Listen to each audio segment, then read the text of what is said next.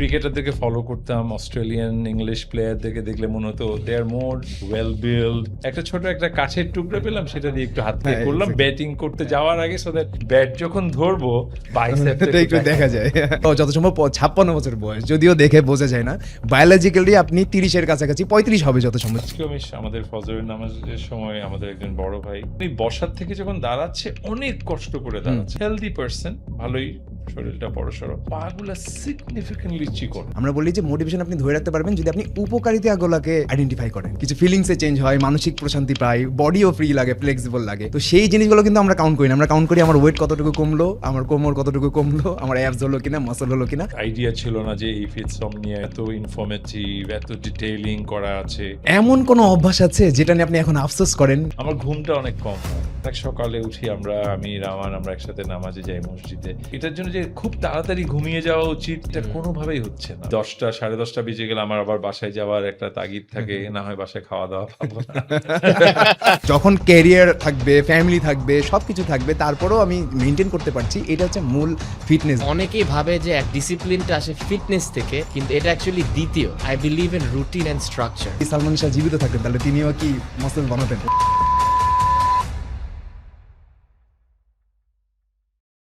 Welcome to the S Taj show by ফিটসমনিয়া।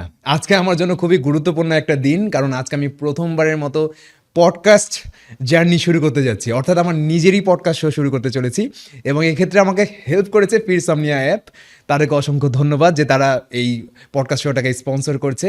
তো আজকে আমরা যে বিষয়টা নিয়ে আলোচনা করব এই শোটাতে, সেটা হচ্ছে ফিটনেস আফটার 40 এবং ফিটনেস বিফোর 30, দুইটা বিষয় আলোচনা করব। আমাদের গেস্ট আজকে যিনি আছেন তাকে আপনারা অনেকেই চিনেন, মোটামুটি যারাই দেখবেন আপনারা আজকে এই ভিডিওটা বা দেখছেন, তাকে অসংখ্য মানুষ আছে, অসংখ্য মডেল আছে, অসংখ্য অ্যাক্টর আছে যারা তার মতো ফিজিক চায় বা তার মতো ব্যক্তিত্ব চায়। মূলত তার ব্যক্তিত্বের প্রশংসা সারা বাংলাদেশ জুড়ে করা হয়। তিনি আর কেউ নন, আমাদের আদিল হোসেন নোবেল ভাই। এবং আমাদের সাথে আজকে আরও একজন উপস্থিত আছেন, যিনি এই আদিল হোসেন নোবেলেরই অনেক কাছের একজন, সম্পর্কে ভাতিজার মতো।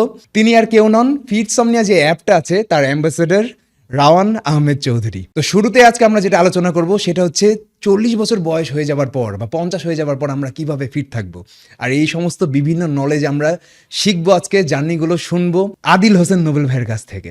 জীবনের কোন বয়সটাতে যে আপনার প্রথম মনে হয়েছিল যে আপনার এক্সারসাইজ করা উচিত? আমি আসলে ছোটবেলা থেকে একটু স্পোর্টসের সাথে ইনভলভ ছিলাম। আমার এখনো মনে পড়ে, একদম স্কুলে 7-8-এ পড়ি ফুটবল খেলতাম। আমি তখন চিটাগংয়ে থাকতাম। দেন আমরা যখন ক্লাস 8-9-এ উঠি তখন আমি ক্রিকেটে ঢুকলাম। তখন ওই সময় প্রথম ন্যাশনালি বাংলাদেশের প্রত্যেকটা ডিস্ট্রিক্ট ওয়াইজ নির্মাণ স্কুল ক্রিকেট বলে একটা টুর্নামেন্ট শুরু হলো। That was the first tournament among all the schools. বাংলাদেশে যেসব স্কুল আছে ডিস্ট্রিক্ট ওয়াইজ হলো। তখন আমি চিটাগংয়ের হয়ে চিটাগং গভর্নমেন্ট হাই স্কুলের প্রথম সেই টুর্নামেন্টে জয়েন করলাম। ওই যে একটা খেলার প্রতি আসক্তি, স্পোর্টসম্যানশিপ যে নিজের মধ্যে ডিএনএ এর মধ্যে চলে আসলো, তখন থেকেই আসলে আমি স্পোর্টসে ঢুকে গেলাম। But that was not training, weight training programme, that was more of a sports. So but সেখান থেকেই হয়তো আমার কাছে মনে হতো, আমি যখন ক্রিকেটারদেরকে ফলো করতাম, অস্ট্রেলিয়ান ইংলিশ প্লেয়ারদেরকে দেখলে মনে হতো they are more well build, মানে ফিজিক্যালি ওরা যখন ব্যাটিং করে ওদের স্ট্রাকচার দেখলে অনেকটা একটু বেটার লাগতো, অ্যাথলেট একটা ফিগার ছিল। তো আমার কাছে মনে হলো এটা বাংলাদেশের ক্রিকেটারদেরও হতে পারে। তখন তো আমাদের কোনো আসলে নলেজের কোনো স্কোপ ছিল না, নো ইন্টারনেট, নো বুক। তখন একটু দেখে দেখে নিজে বাসায় একটা ছোট কিছু পেলে, একটা কাছের টুকরা পেলাম, সেটা দিয়ে একটু হাত থেকে করলাম ব্যাটিং করতে যাওয়ার আগে, সো দ্যাট ব্যাট যখন ধরবো বাইসেপটা একটু দেখা যায়। সো এটা নিজের থেকে আসা আর কি, অনেকটা এইভাবেই শুরু। আর একটা স্টেজের পরে যখন খেলার স্কোপ হচ্ছিল না, বাসা থেকে খেলতে দিত না, বলতো যে cricket is a long time game, এখানে খেলতে গেলে তোমার পড়ালেখা হবে না, ইউ স্টপ প্লেয়িং। তখন ক্রিকেট খেলতে পারলাম না, বা কোনো টুর্নামেন্ট ন্যাশনালি এইসব জায়গায় তো আসতে পারলাম না। আম্মা ওয়াজ ভেরি রেস্ট্রিক্টেড সব সময় খেলার ব্যাপারে। এরপরে ঢুকে গেল মাথায় একটু এক্সারসাইজ করি। তখন আসলে এত জিম ছিল না, বাংলাদেশে এত না, জিমেই ছিল না। যখন আমি ঢাকায় চলে আসলাম, ইউনিভার্সিটির জিমে মাঝে মাঝে ঢুকতাম, ঢাকা ইউনিভার্সিটির জিমটাতে। তখন আমার যাদেরকে দেখতাম যারা এক্সারসাইজ করতো, ওদেরকে দেখে আমি আরো ইন্সপায়ার হলাম। দেন আমি ওখান থেকে আমার শুরু আর কি। তখন আমি গ্র্যাজুয়েশন করছি, আমার বয়স হয়তো তখন 22, 23, 24 হবে। বাট তখন এর শুরুটা একটু ভিন্ন। এখন রাওয়ান যেভাবে শুরু করে বা আপনি যেভাবে সবাইকে করান, আমাদের ওই সময়টা কিন্তু ওরকম ছিল না। হ্যাঁ, এক্স্যাক্টলি। আমার পাশে কোনো একজন ভাইয়া বসে করছে, he is very well structured, একদম ওরকম লাগছে, শোল্ডার, ট্র্যাপস, বাইসেপ, ট্রাইসেপ। আমি জাস্ট কোনা চোখে দেখছি উনি কি করে, সেটাই আমি চেষ্টা করছি, সেটাই আমি পুশ করছি। হ্যাঁ, হ্যাঁ। সো ওটার যে গ্রামাটিক্যাল কারেকশন, আজ ভুল হচ্ছে কিনা, কারেকশন করতে হবে কিনা, ওটার কোনো স্কোপই নেই। নাই, হ্যাঁ। দেখে শেখার মতো। শেখা। সো ওইভাবেই আমার জার্নি। এক্স্যাক্টলি ওইভাবেই যেটা হয় যে এখনও কিন্তু হয়। অনেকে দেখবেন শুরু করার পর জিমে যে সবথেকে বেস্ট অ্যাথলেট বা বেস্ট যে পার্সন তাকে ফলো করা শুরু করে, অথচ সে যেহেতু নতুন তার তো রুটিন আলাদা হবে, প্ল্যান আলাদা হবে, ডায়েট প্ল্যান আলাদা হবে, সেগুলো সে বোঝে না, তারটাই রুটিন ফলো করে। Day one এরপরে এ হ্যাঁ ওই level এ চলে হ্যাঁ, তখন যেতেছে। ইনজুরি চান্সটা বেশি হয়। অনেক। এই কারণে ফিটনেস ট্রেনিংটা বেশি জরুরি। হ্যাঁ। তার মানে আপনার ইন্সপিরেশন ছিল হচ্ছে জাস্ট ক্রিকেটে ভালো করা বা হচ্ছে ব্যাটিং করতে ভালো করা। তারপরে এখন কোন ডিসিপ্লিনটার কারণে আপনার এখনো কন্টিনিউ করছেন আপনি? কারণ আমরা কিন্তু প্রত্যেকেই শুরু করি কিন্তু কন্টিনিউ করতে পারি না। কোন ফ্যাক্টরটা আপনাকে আসলে এটা কন্টিনিউ করাচ্ছে আপনাকে দিয়ে? সিচুয়েশনটা যদি বলি, আসলে আমার কাছে একটা সময় এসে মনে হয়েছে যে আম এই যে আমি যেহেতু খেলতে পারছি না, নো মোর ইন ক্রিকেট, ফুটবলও হচ্ছে না আর হবে না এই সময়ে, একটা স্টেজে হয় না, বিকজ আমি চাকরি করি, আমার লং আওয়ার কাজ থাকে। সো আমি ওয়েট ট্রেনিং আমার স্পোর্টস এর মধ্যে এটাকে নিয়ে আসতে পারি কিনা, এটা আজকে প্রায় ধরেন বেশ কয়েক বছর ধরে, প্রায় 20 ইয়ার্স ধরে আমি এইভাবেই চিন্তাটা শুরু আমার। তখন থেকে আমি যেটা বললাম প্রথমে ঢাকা ইউনিভার্সিটি সেই জিম, যে জিমে কোনো এসি নাই, ছিল না, আমি জানি না এখন কি চেঞ্জ আসছে কিনা, ইকুইপমেন্ট কোনোটার একটা শোল্ডার প্রেসে একটা হাত আছে আর একটা নাই, বা সেটা ঝালাই টালাই করে লাগানো হচ্ছে। ওইভাবে শুরু করেও I was very thrill, I was very excited, আমি করে গেছি। তো একটা স্টেজে যখন আমি রাওয়ান, আমরা গুলশান ক্লাবে এখন জিম করি। সো ওই গুলশান ক্লাবেরও তখন একটা ছোট জিমই ছিল, এখন অনেক বড় জিম। চেঞ্জেস গুলো আসলে took places, not on that day. So আমার কাছে মনে হয়েছে এইটা একটা ভেরি ইম্পর্টেন্ট স্পোর্টস, আমাকে সারা জীবন ফুটবল ক্রিকেটের মধ্যে না থাকলেও চলবে। আমি অনেক স্পোর্টসম্যানকে দেখে আসছি লোকালি, গ্লোবালি, ওরা কিন্তু ওদের মেইন অ্যাথলেট যেটা ফুটবল বা ক্রিকেট বা হোয়াট এভার, বাস্কেটবল, ওখান থেকে যখন ওরা রিটায়ার করে, ওরা কিন্তু জিমে চলে আসে। বিকজ মেনটেনেন্স যে শব্দটা আমরা সবকিছুতে বলি, একটা বিল্ডিং মেনটেনেন্স বলেন, অফিস মেনটেনেন্স বলেন, জিম করাটাও একটা ফিজিক্যাল মেনটেনেন্স। সো ওইটা করতে হলে you have to work out, you have to go to the gym. So that's how ওই জিনিসটা আমার, ওই যেটা বললাম, ডিএনএ তে ঢুকে গেছে। নিজের মনে হয় এই যে আজকে এই যে আমরা এখানে আসলাম একটু আগে, রাওয়ানা আমি বলছিলাম আজকে তো জিমটা হবে না। We don't do it daily, I don't do it daily, because আমার লং আওয়ার ওয়ার্ক থাকে। অ্যাটলিস্ট উইকলি 4 দিন করেও যদি আমি মেকআপটা করতে পারি, আমার বডির প্রত্যেকটা পার্ট গুলো করতে পারি, আই ফিল ওকে। অনেকে বলে যে ভাই আমি তো মোটিভেশন ধরে রাখতে পারি না, কিছুদিন পর ছেড়ে দিই। আমরা বলি যে মোটিভেশন আপনি ধরে রাখতে পারবেন যদি আপনি উপকারিতাগুলোকে আইডেন্টিফাই করেন, যে এক্সারসাইজ শুরু করার পর কিন্তু আমাদের কিছু বেনিফিটসগুলো পাই, আমরা কিছু ফিলিংসে চেঞ্জ হয়, মানসিক প্রশান্তি পাই, বডিও ফ্রি লাগে, ফ্লেক্সিবল লাগে। তো সেই জিনিসগুলো কিন্তু আমরা কাউন্ট করি না। আমরা কাউন্ট করি আমার ওয়েট কতটুকু কমলো, আমার কোমর কতটুকু কমলো, আমার অ্যাবস হলো কিনা, মাসল হলো কিনা। এই যেগুলো নাম্বারসের খেলা, এগুলো যখন আমরা কাউন্ট করতে চাই তখন কিন্তু আমরা মোটিভেশন ধরে রাখতে পারি না, কারণ এটা নাম্বারসের খেলা, মানুষ ভুলে যায় খুব ইজিলি। ফিলিংস কিন্তু সহজে ভোলা যায় না। তো আপনি যেহেতু ওই ফিলিংসটা, যখন আপনি স্ট্রেংথ বেড়েছিল, সেই ফিলিংসটা আপনি ভুলতে পারেননি, যার কারণে আপনি কন্টিনিউ করে গেছেন সেটাকে মেনটেন করার জন্য। এইটা এক্স্যাক্টলি আসলে সাধারণ যারা মানুষ আছেন, যারা এই যে 40-50 বছর বয়স, যারা আপনারা দেখছেন, যারা বয়স এখনো কম আছে, যাদের বয়স এখন 20-30 বছর বয়স, তারা তো সবাই জাস্ট লুক চেঞ্জ করার জন্য। কিন্তু যখন আপনি জাস্ট ফিলিংস আইডেন্টিফাই করবেন যে আপনার কেন ভালো লাগছে এক্সারসাইজ করতে, তখন ওইটা যখন আপনি এক্সারসাইজ করা বন্ধ করে দিলে কিন্তু আমরা বুঝতে পারি যে আমার এনার্জিতে ড্রপ আসছে। তখন আপনি যদি চিন্তা করেন যে আমি যখন এক্সারসাইজ করছিলাম তখন তো আমার এনার্জি অনেক ভালো ছিল, আমার সব কিছুতে মন বসতো, এখন আর মন বসছে না।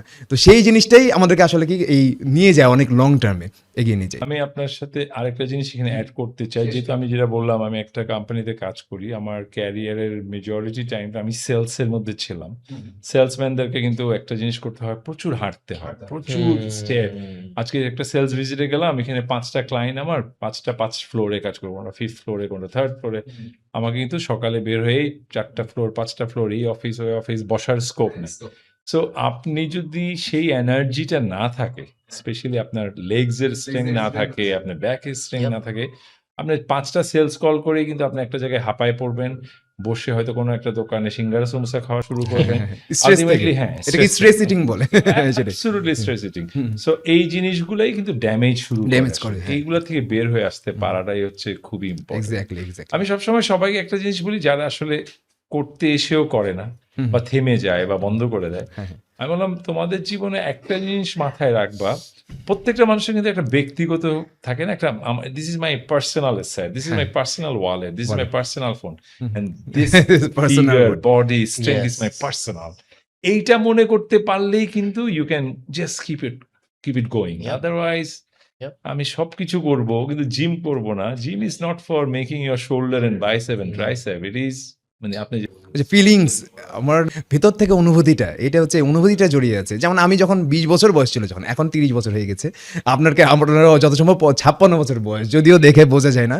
বায়োলজিক্যালি আপনি 30-এর কাছাকাছি, 35 হবে যত সম্ভব। যেমন আপনার ক্রিশ্চিয়ানো রোনালদো 45-এর কাছাকাছি বয়স, বায়োলজিক্যালি কালকে আমি দেখলাম 29.8, মানে 29 বছর 8 মাস বয়স বায়োলজিক্যালি, এটা টেস্ট করে দেখা গেছে।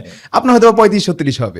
এইটাই মোটিভেট করে যে যখন ক্যারিয়ার থাকবে, ফ্যামিলি থাকবে, সব কিছু থাকবে, তারপরেও আমি মেনটেন করতে পারছি। এটা হচ্ছে মূল ফিটনেস, বা এরা হচ্ছে মূল অ্যাম্বাসেডর ফিটনেসের। তা আপনি হচ্ছেন এই দেশের অন্যতম সেরা একটা অ্যাম্বাসেডর। অনেকে এখন আমাকে অ্যাম্বাসেডর মনে করছে, অনেকে রাউন ভাইকে মনে করতে পারে। আমরা তো ইয়াং, আমাদের ক্ষেত্রে মনে হতে পারে যে আমরা লুকের জন্য এটা করছি, কিন্তু আপনি জাস্ট শুধুমাত্র ফিট থাকাটা যেটা গুরুত্ব সেটা বুঝেই করছেন। ক্যারিয়ারে একসময় আপনাকে সেটা সাপোর্ট করেছে যখন আপনি ইয়াং ছিলেন, কিন্তু এখন কিন্তু আপনার সাপোর্ট পুরোটাই ভেতর থেকে ভালো লাগা। এটা হচ্ছে রিয়েল অ্যাম্বাসেডর।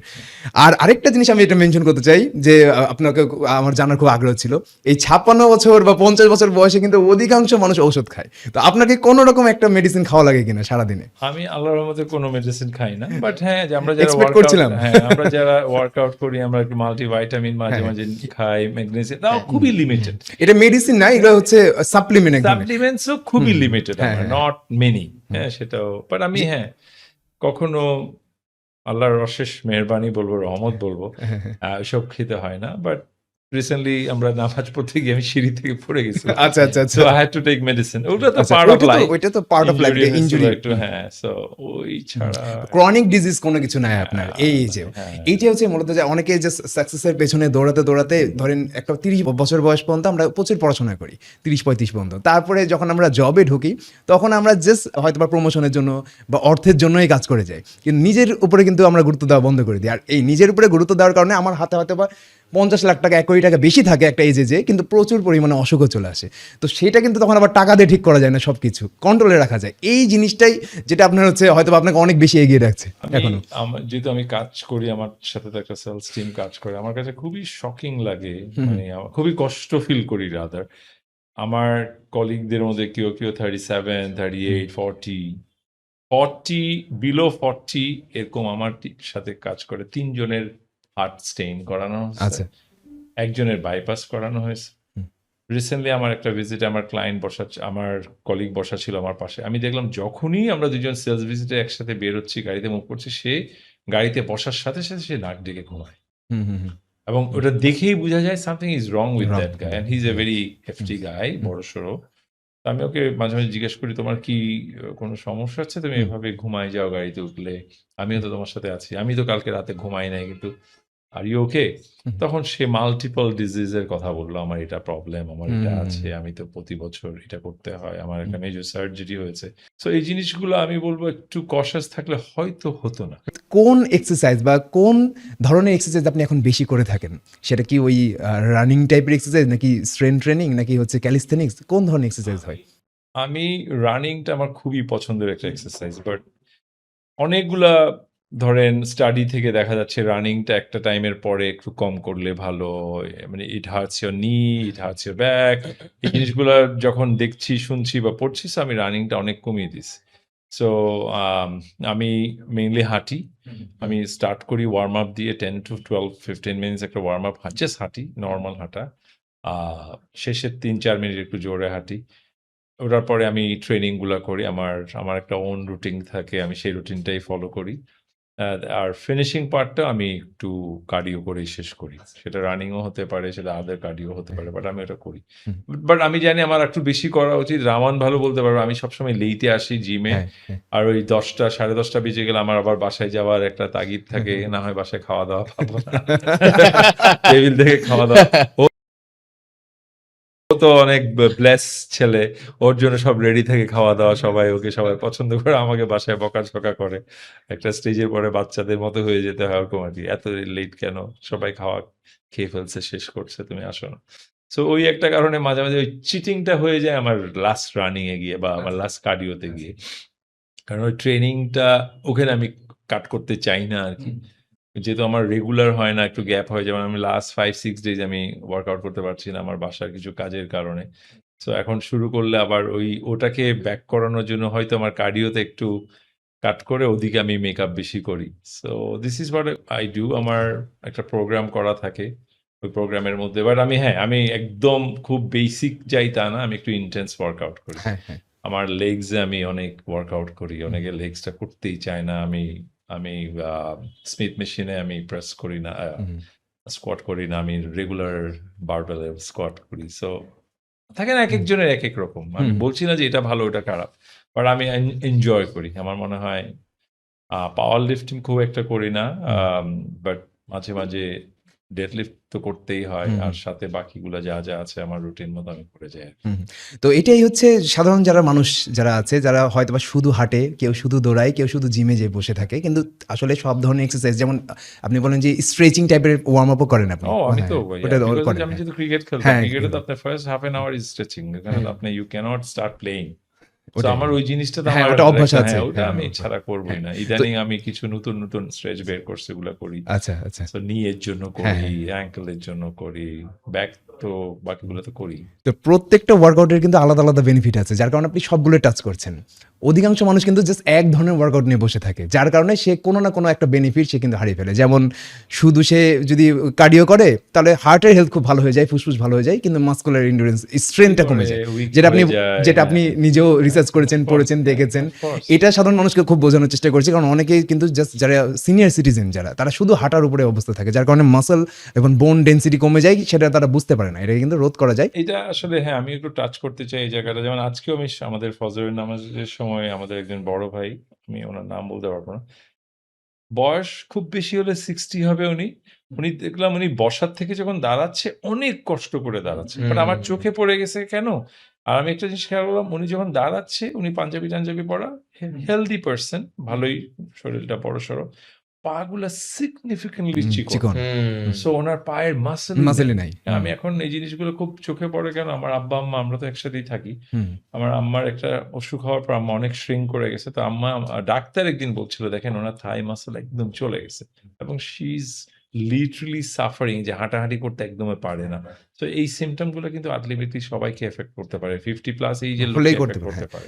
এটা কিন্তু বৈজ্ঞানিক টার্ম হচ্ছে স্যারকোপ্যানিক অবেসিটি। হ্যাঁ, তো এটা মূলত হয় হচ্ছে ওই স্ট্রেন ট্রেনিং বা পেশিতে প্রেসার পড়ে না, এই সমস্ত কাজগুলো বন্ধ করে দেওয়ার হ্যাঁ, কারণে। এটা অটোমেটিক্যালি বোঝা যায় তো পায়ের স্ট্রেংথ চলে দেখবেন যায়। গ্রামের দিকে দেখবেন কেউ কেউ আছে 70-80 বছর বয়স, জমিতে কাজ করে, তার মাসল কিন্তু ঠিকই আছে, কারণ ওই যে ইউজ করছে, উড বস করছে, কোদাল দিয়ে সে কাজ করছে। এটা কিন্তু শহরের মানুষরা করে না, রিটায়ার্ড হয়ে যাওয়ার পর তো আরোই করে না। তো এটা কিন্তু রোধ করা যায়। এখন ডাক্তাররা আপনাকে অনেক ওষুধ দিয়ে দিবে, ঠিক আছে, কিন্তু ওটা তো অনেকে, cover করবে না। আমাদের সমাজে একটা সমস্যা হয়ে গেছে যে কিছু পার্সেন্টেজ ডাক্তার ছাড়া বাকি কেউই এক্সারসাইজ করে না এখনো। এটা বাড়বে আস্তে আস্তে পার্সেন্টেজ। তবে যারা যারা করছে তারা কিন্তু আবার বোঝে এই বেনিফিটটা, তারা তাদের রোগীদেরকে ঠিকই সাজেস্ট করে। যেমন আমাদের কিন্তু অনেক ক্লায়েন্ট আছে, অনেক জিম মেম্বার আছে যারা নিজেরাই ডক্টর, যারা এক্সারসাইজ করে, তারা কিন্তু বলে যে ভাই আমরা কিন্তু আমাদের রোগীদেরকে এটা বলি, কারণ আমরা এক্সারসাইজ করছি বলে আমরা বেনিফিট বুঝছি। কিন্তু অধিকাংশ মানুষেরই এই ভুল ধারণাটা আস্তে আস্তে হয়তো ভেঙে যাবে। আজকে আপনার পডকাস্টের মাধ্যমেও যখন অনেকে দেখবে, হয়তো তারাও বুঝতে পারবে যে আপনি সব ধরনের এক্সারসাইজ কেন ঢোকান ভেতরে, যেমন স্ট্রেচিং করলে পেইন কমে যায়, বডির ফ্লেক্সিবল থাকে বডিটা। তারপরে আপনি জিম ওয়ার্কআউট করছেন, সেটা যে আপনাকে ভারী ডাম্বল তুলতে হবে তা না, আপনি জিমের মেশিন হালকাভাবে ইউজ করলেও হবে মাসল স্ট্রেন্থ রাখার জন্য। কার্ডিও আপনি করেন হার্টের হেলথ ভালো রাখার জন্য। তো এগুলো সবকিছু একটা কম্প্যাক্ট কম্বিনেশন থাকতে হয় রুটিনে। এমন না যে 6 দিনই করতে হবে, 3-4 দিন করলেও হবে, যেটা এক্স্যাক্টলি আপনি সেটা করছেন। আর এটা খুবই ভালো লাগলো শুনে। আমিও এক্সপেক্ট করছিলাম যে আপনি এমনই করেন, কারণ যেহেতু আপনি এগুলো নিয়েও আপনি অনেক বছর ধরে, 20 বছরের আপনার এক্সপিরিয়েন্স, তারও বেশি। আমাদের বয়স 30, হয়তো আমাদের জন্মের আগে থেকে আপনি এক্সারসাইজ করছেন, এরকম অবস্থা। তো এটা হচ্ছে খুব একটা ভালো বিষয়। নোবেল ভাই, কয়েকটা কোয়েশ্চেন করব, আপনি শর্ট অ্যান্সার দিবেন। তার ভিতরে প্রথমটাই হচ্ছে যে আপনি জিমে ওয়ার্কআউট করা পছন্দ করেন নাকি বাসায়? অবভিয়াসলি জিমে। আচ্ছা, যদি কখনো মিস যায় তাহলে কি করেন তখন? খুবই আপসেট থাকে। আচ্ছা আচ্ছা আচ্ছা, তখন কি বাসায় করা হয় নাকি একদমই না। আচ্ছা, বাসায় মানে ওই পরিবেশটা থাকে না, মানে জিমের যে মোটিভেশনটা। মনে হয় বাসার লোকগুলোর সাথে একটু সময় দিই। হ্যাঁ হ্যাঁ, এক্স্যাক্টলি। সকালে ব্যায়াম করা পছন্দ করেন না রাতে? রাতে। আচ্ছা, সকালে কেন না? ওয়েল, সকালে অফিসের কাজ নিয়ে এত বকডাউন একটা মানে প্ল্যানিং নিয়ে থাকি, তো তখন আমার কাছে জিমটা ঢুকাতে পারবো না। So আমার হোল ডে একটা অফিস প্ল্যান থাকে। আর অফিস শেষ করে যখন অফিস থেকে জিমের দিকে যাই, তখন জিমের প্ল্যানটা করতে আমি অনেক স্বাচ্ছন্দ্য বোধ করি। রাইস ছাড়া কি আপনি থাকতে পারবেন এজ এ বাঙালি? আপনি তো জানেন যে বাঙালিরা তো বলে যে ভাত ছাড়া কি থাকা যায় কিনা। আপনি কি থাকতে পারবেন কিনা, আর কতদিন পারবেন থাকতে? আমি থাকতে পারবো, বাট আমি থাকতে চাই না। এক্স্যাক্টলি, আমি ডেইলি এটা রাইস শুনতে খাই। যাচ্ছিলাম। আমার একটা মিনিমাম কোয়ান্টিটি যে রাইসটা আমি নেই, আমি ডেইলি নেই। আমরা কিন্তু আমাদের ভিউয়ার্সকে সবসময় বলি যে আপনি কিন্তু ভাত রুটি খেতে পারবেন যদি আপনার ওয়ার্কআউট করার অভ্যাস থাকে, আর আপনি যদি প্রসেস ফুড না খান, যেটা আপনি এক্স্যাক্টলি করেন, প্রসেস ফুড খান না। যেমন আজকেও আমাদের অফিসে একটা লাঞ্চ ছিল, তো আমি আমার মতো সামান্য, আমি তো 1 কাপ রাইস খাই, একটু রাইস নিয়েছি, 2-4 জন এসে, ও আপনি রাইস খাচ্ছেন, মানে ওরা মানে সবার ধারণা সবাই যে shocked। রাইস খেতেই পারবেন না যারা মেনটেন করে। এটা মানে ভুল এই ধারণা আসলে। ধারণা, যারা ওয়ার্কআউট করে তাকে তো আবার একটু কার্ব লাগে, রাইস লাগে বা ব্রেড লাগে। সেই জায়গাটাতেও মানুষের একটা লার্নিং এর দরকার আছে। অনেকে জানেন যে জাস্ট ভাত খেতে পারবে না দেখেই তারা ফিটনেস জার্নিতে আসতে চায় না, কিন্তু এটা কিন্তু ভুল ধারণা। It's a ভুল সে খেতে ধারণা। পারবে, পরিমাণটা কম হবে, তাকে অন্যান্য খাবার প্রসেস ফুড কমাতে হবে। চিট মিল কি নেন কিনা আপনি? ও অ্যাবসলিউটলি। আমি তো লিটারালি, বাচ্চারা যেমন থার্সডে ওয়েট করে ফ্রাইডে বন্ধের জন্য, খেলবে, বাসায় থাকবে, আমি থার্সডে ওয়েট করি ফ্রাইডে সকালে পরোটা আর ডিম খাওয়ার জন্য। আচ্ছা, তো চিট মিল আপনার ফেভারিট খাবার কি? আমার সকালে 2টা একদম ঘিয়ে ভাজা পরোটা, অমলেট খাই, অন্যদিন তো আমি সিদ্ধ ডিম খাই, সাথে আমি একটু একটু মাংস খাই, রান্না মাংস খাই। So that's my favourite. আর এন্ড করি হচ্ছে একটা মিষ্টি দিয়ে। আচ্ছা, তাহলে এই দেখেন, মিষ্টিটাও একটু পরোটা টরোটা দিয়ে খাওয়া হয়, দুধ চা খাই। তো ভিউয়ার্সরা দেখেন যে নোবেল ভাইকে আপনারা সবাই দেখেছেন অনেক ফিট। আপনারা মনে করতে পারেন উনি তো মনে হয় মিষ্টি টিষ্টি এগুলো খাই না, মুখে তোলে না, কিন্তু আসলে ব্যাপারটা এরকম না। ফিটনেস জার্নিতে সবই খাওয়া যায়। ফিটনেস জার্নি আসলে কি ভালো ফিটনেস জার্নি, সেটা যেটা আপনি এনজয় করেন। আপনি যদি এনজয় না করেন, তার মানে আপনার স্ট্রেস বেশি বেশি রিলিজ হবে, যার কারণে মানুষ কিছুদিন পর ছেড়ে দেয়।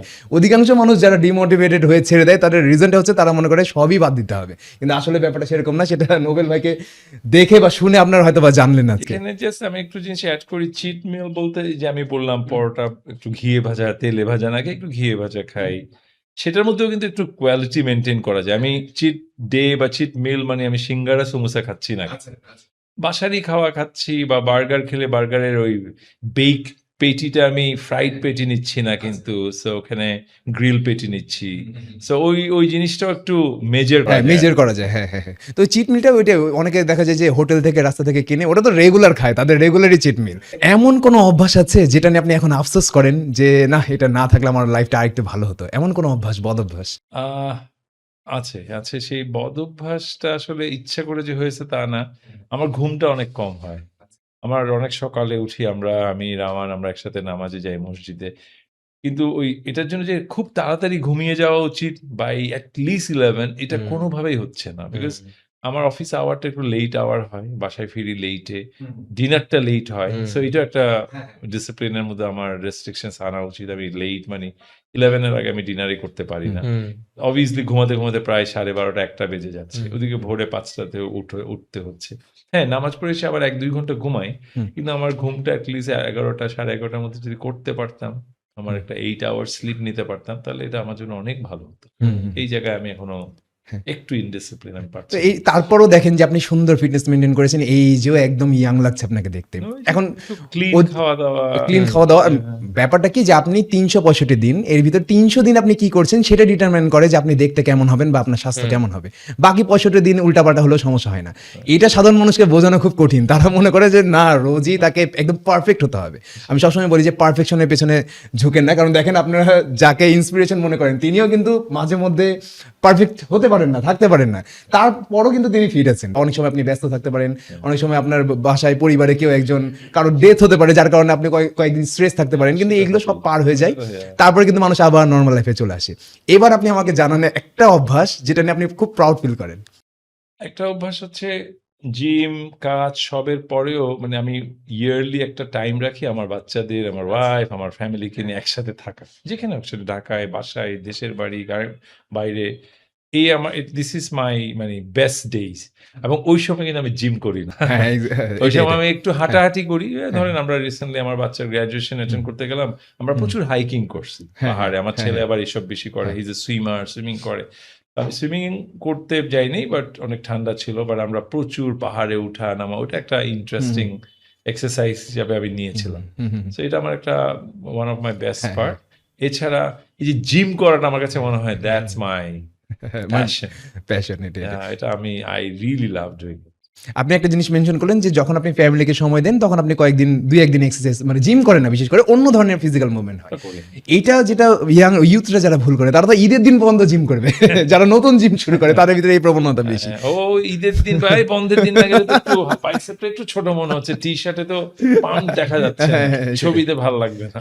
সো এটা দরকার আসলে ওটা না, যেমন সায়েন্টিফিক্যালি একজন মানুষ যদি টানা 21 দিনের বেশি এক্সারসাইজ না করে তাহলে তার মাসল লস হতে শুরু করে। ধরেন আপনি কোনো কারণে ব্যস্ত আছেন, খুব ইম্পর্টেন্ট মিটিং আছে, বিজনেস মিটিং আছে, ফ্যামিলি প্রোগ্রাম আছে, ওইখানে ফোকাস দেন, পরে আপনি আবার আসতে পারেন, আবার ব্যাক করেন, হ্যাঁ আবার ব্যাক করেন। এটা নিয়ে আসলে এটা হচ্ছে আসলে মানুষ, এই যে আপনি আজকে আপনার সাথে কনভারসেশনে অনেক কিছুই ক্লিয়ার হচ্ছে। মানুষরা মূল যারা দেখবে, অনেক ইউথরাও কিন্তু দেখবে, অনেকে ইউথরাও দেখবে, তো তাদেরকে আমি বলতে চাই যে দেখেন যে নোবেল ভাই কিন্তু যেটা বলছে যে উনি কিন্তু মাঝে মধ্যে গ্যাপ দেয়, উনি এমন না যে ডেসপারেট হয়ে ফিটনেসের পেছনে পড়ে আছে, যার কারণে তিনি ক্যারিয়ারগত ওয়াইজেও সাকসেসফুল, ফিটনেস দিয়েও তো অত্যন্ত সাকসেসফুল।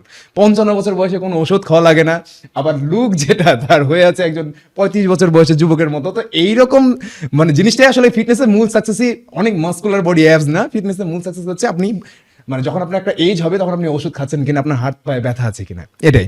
আপনার মানে দুইটা অ্যাক্টর, ফেভারিট অ্যাক্টর প্রেজেন্ট এবং ওল্ড, ধরেন বর্তমানে অ্যাক্টিং করছে এরকম একজন এবং অতীতে একজন করেছেন এরকম দুইজনের নাম একটু বলেন। এখন হচ্ছে টম ক্রুজ।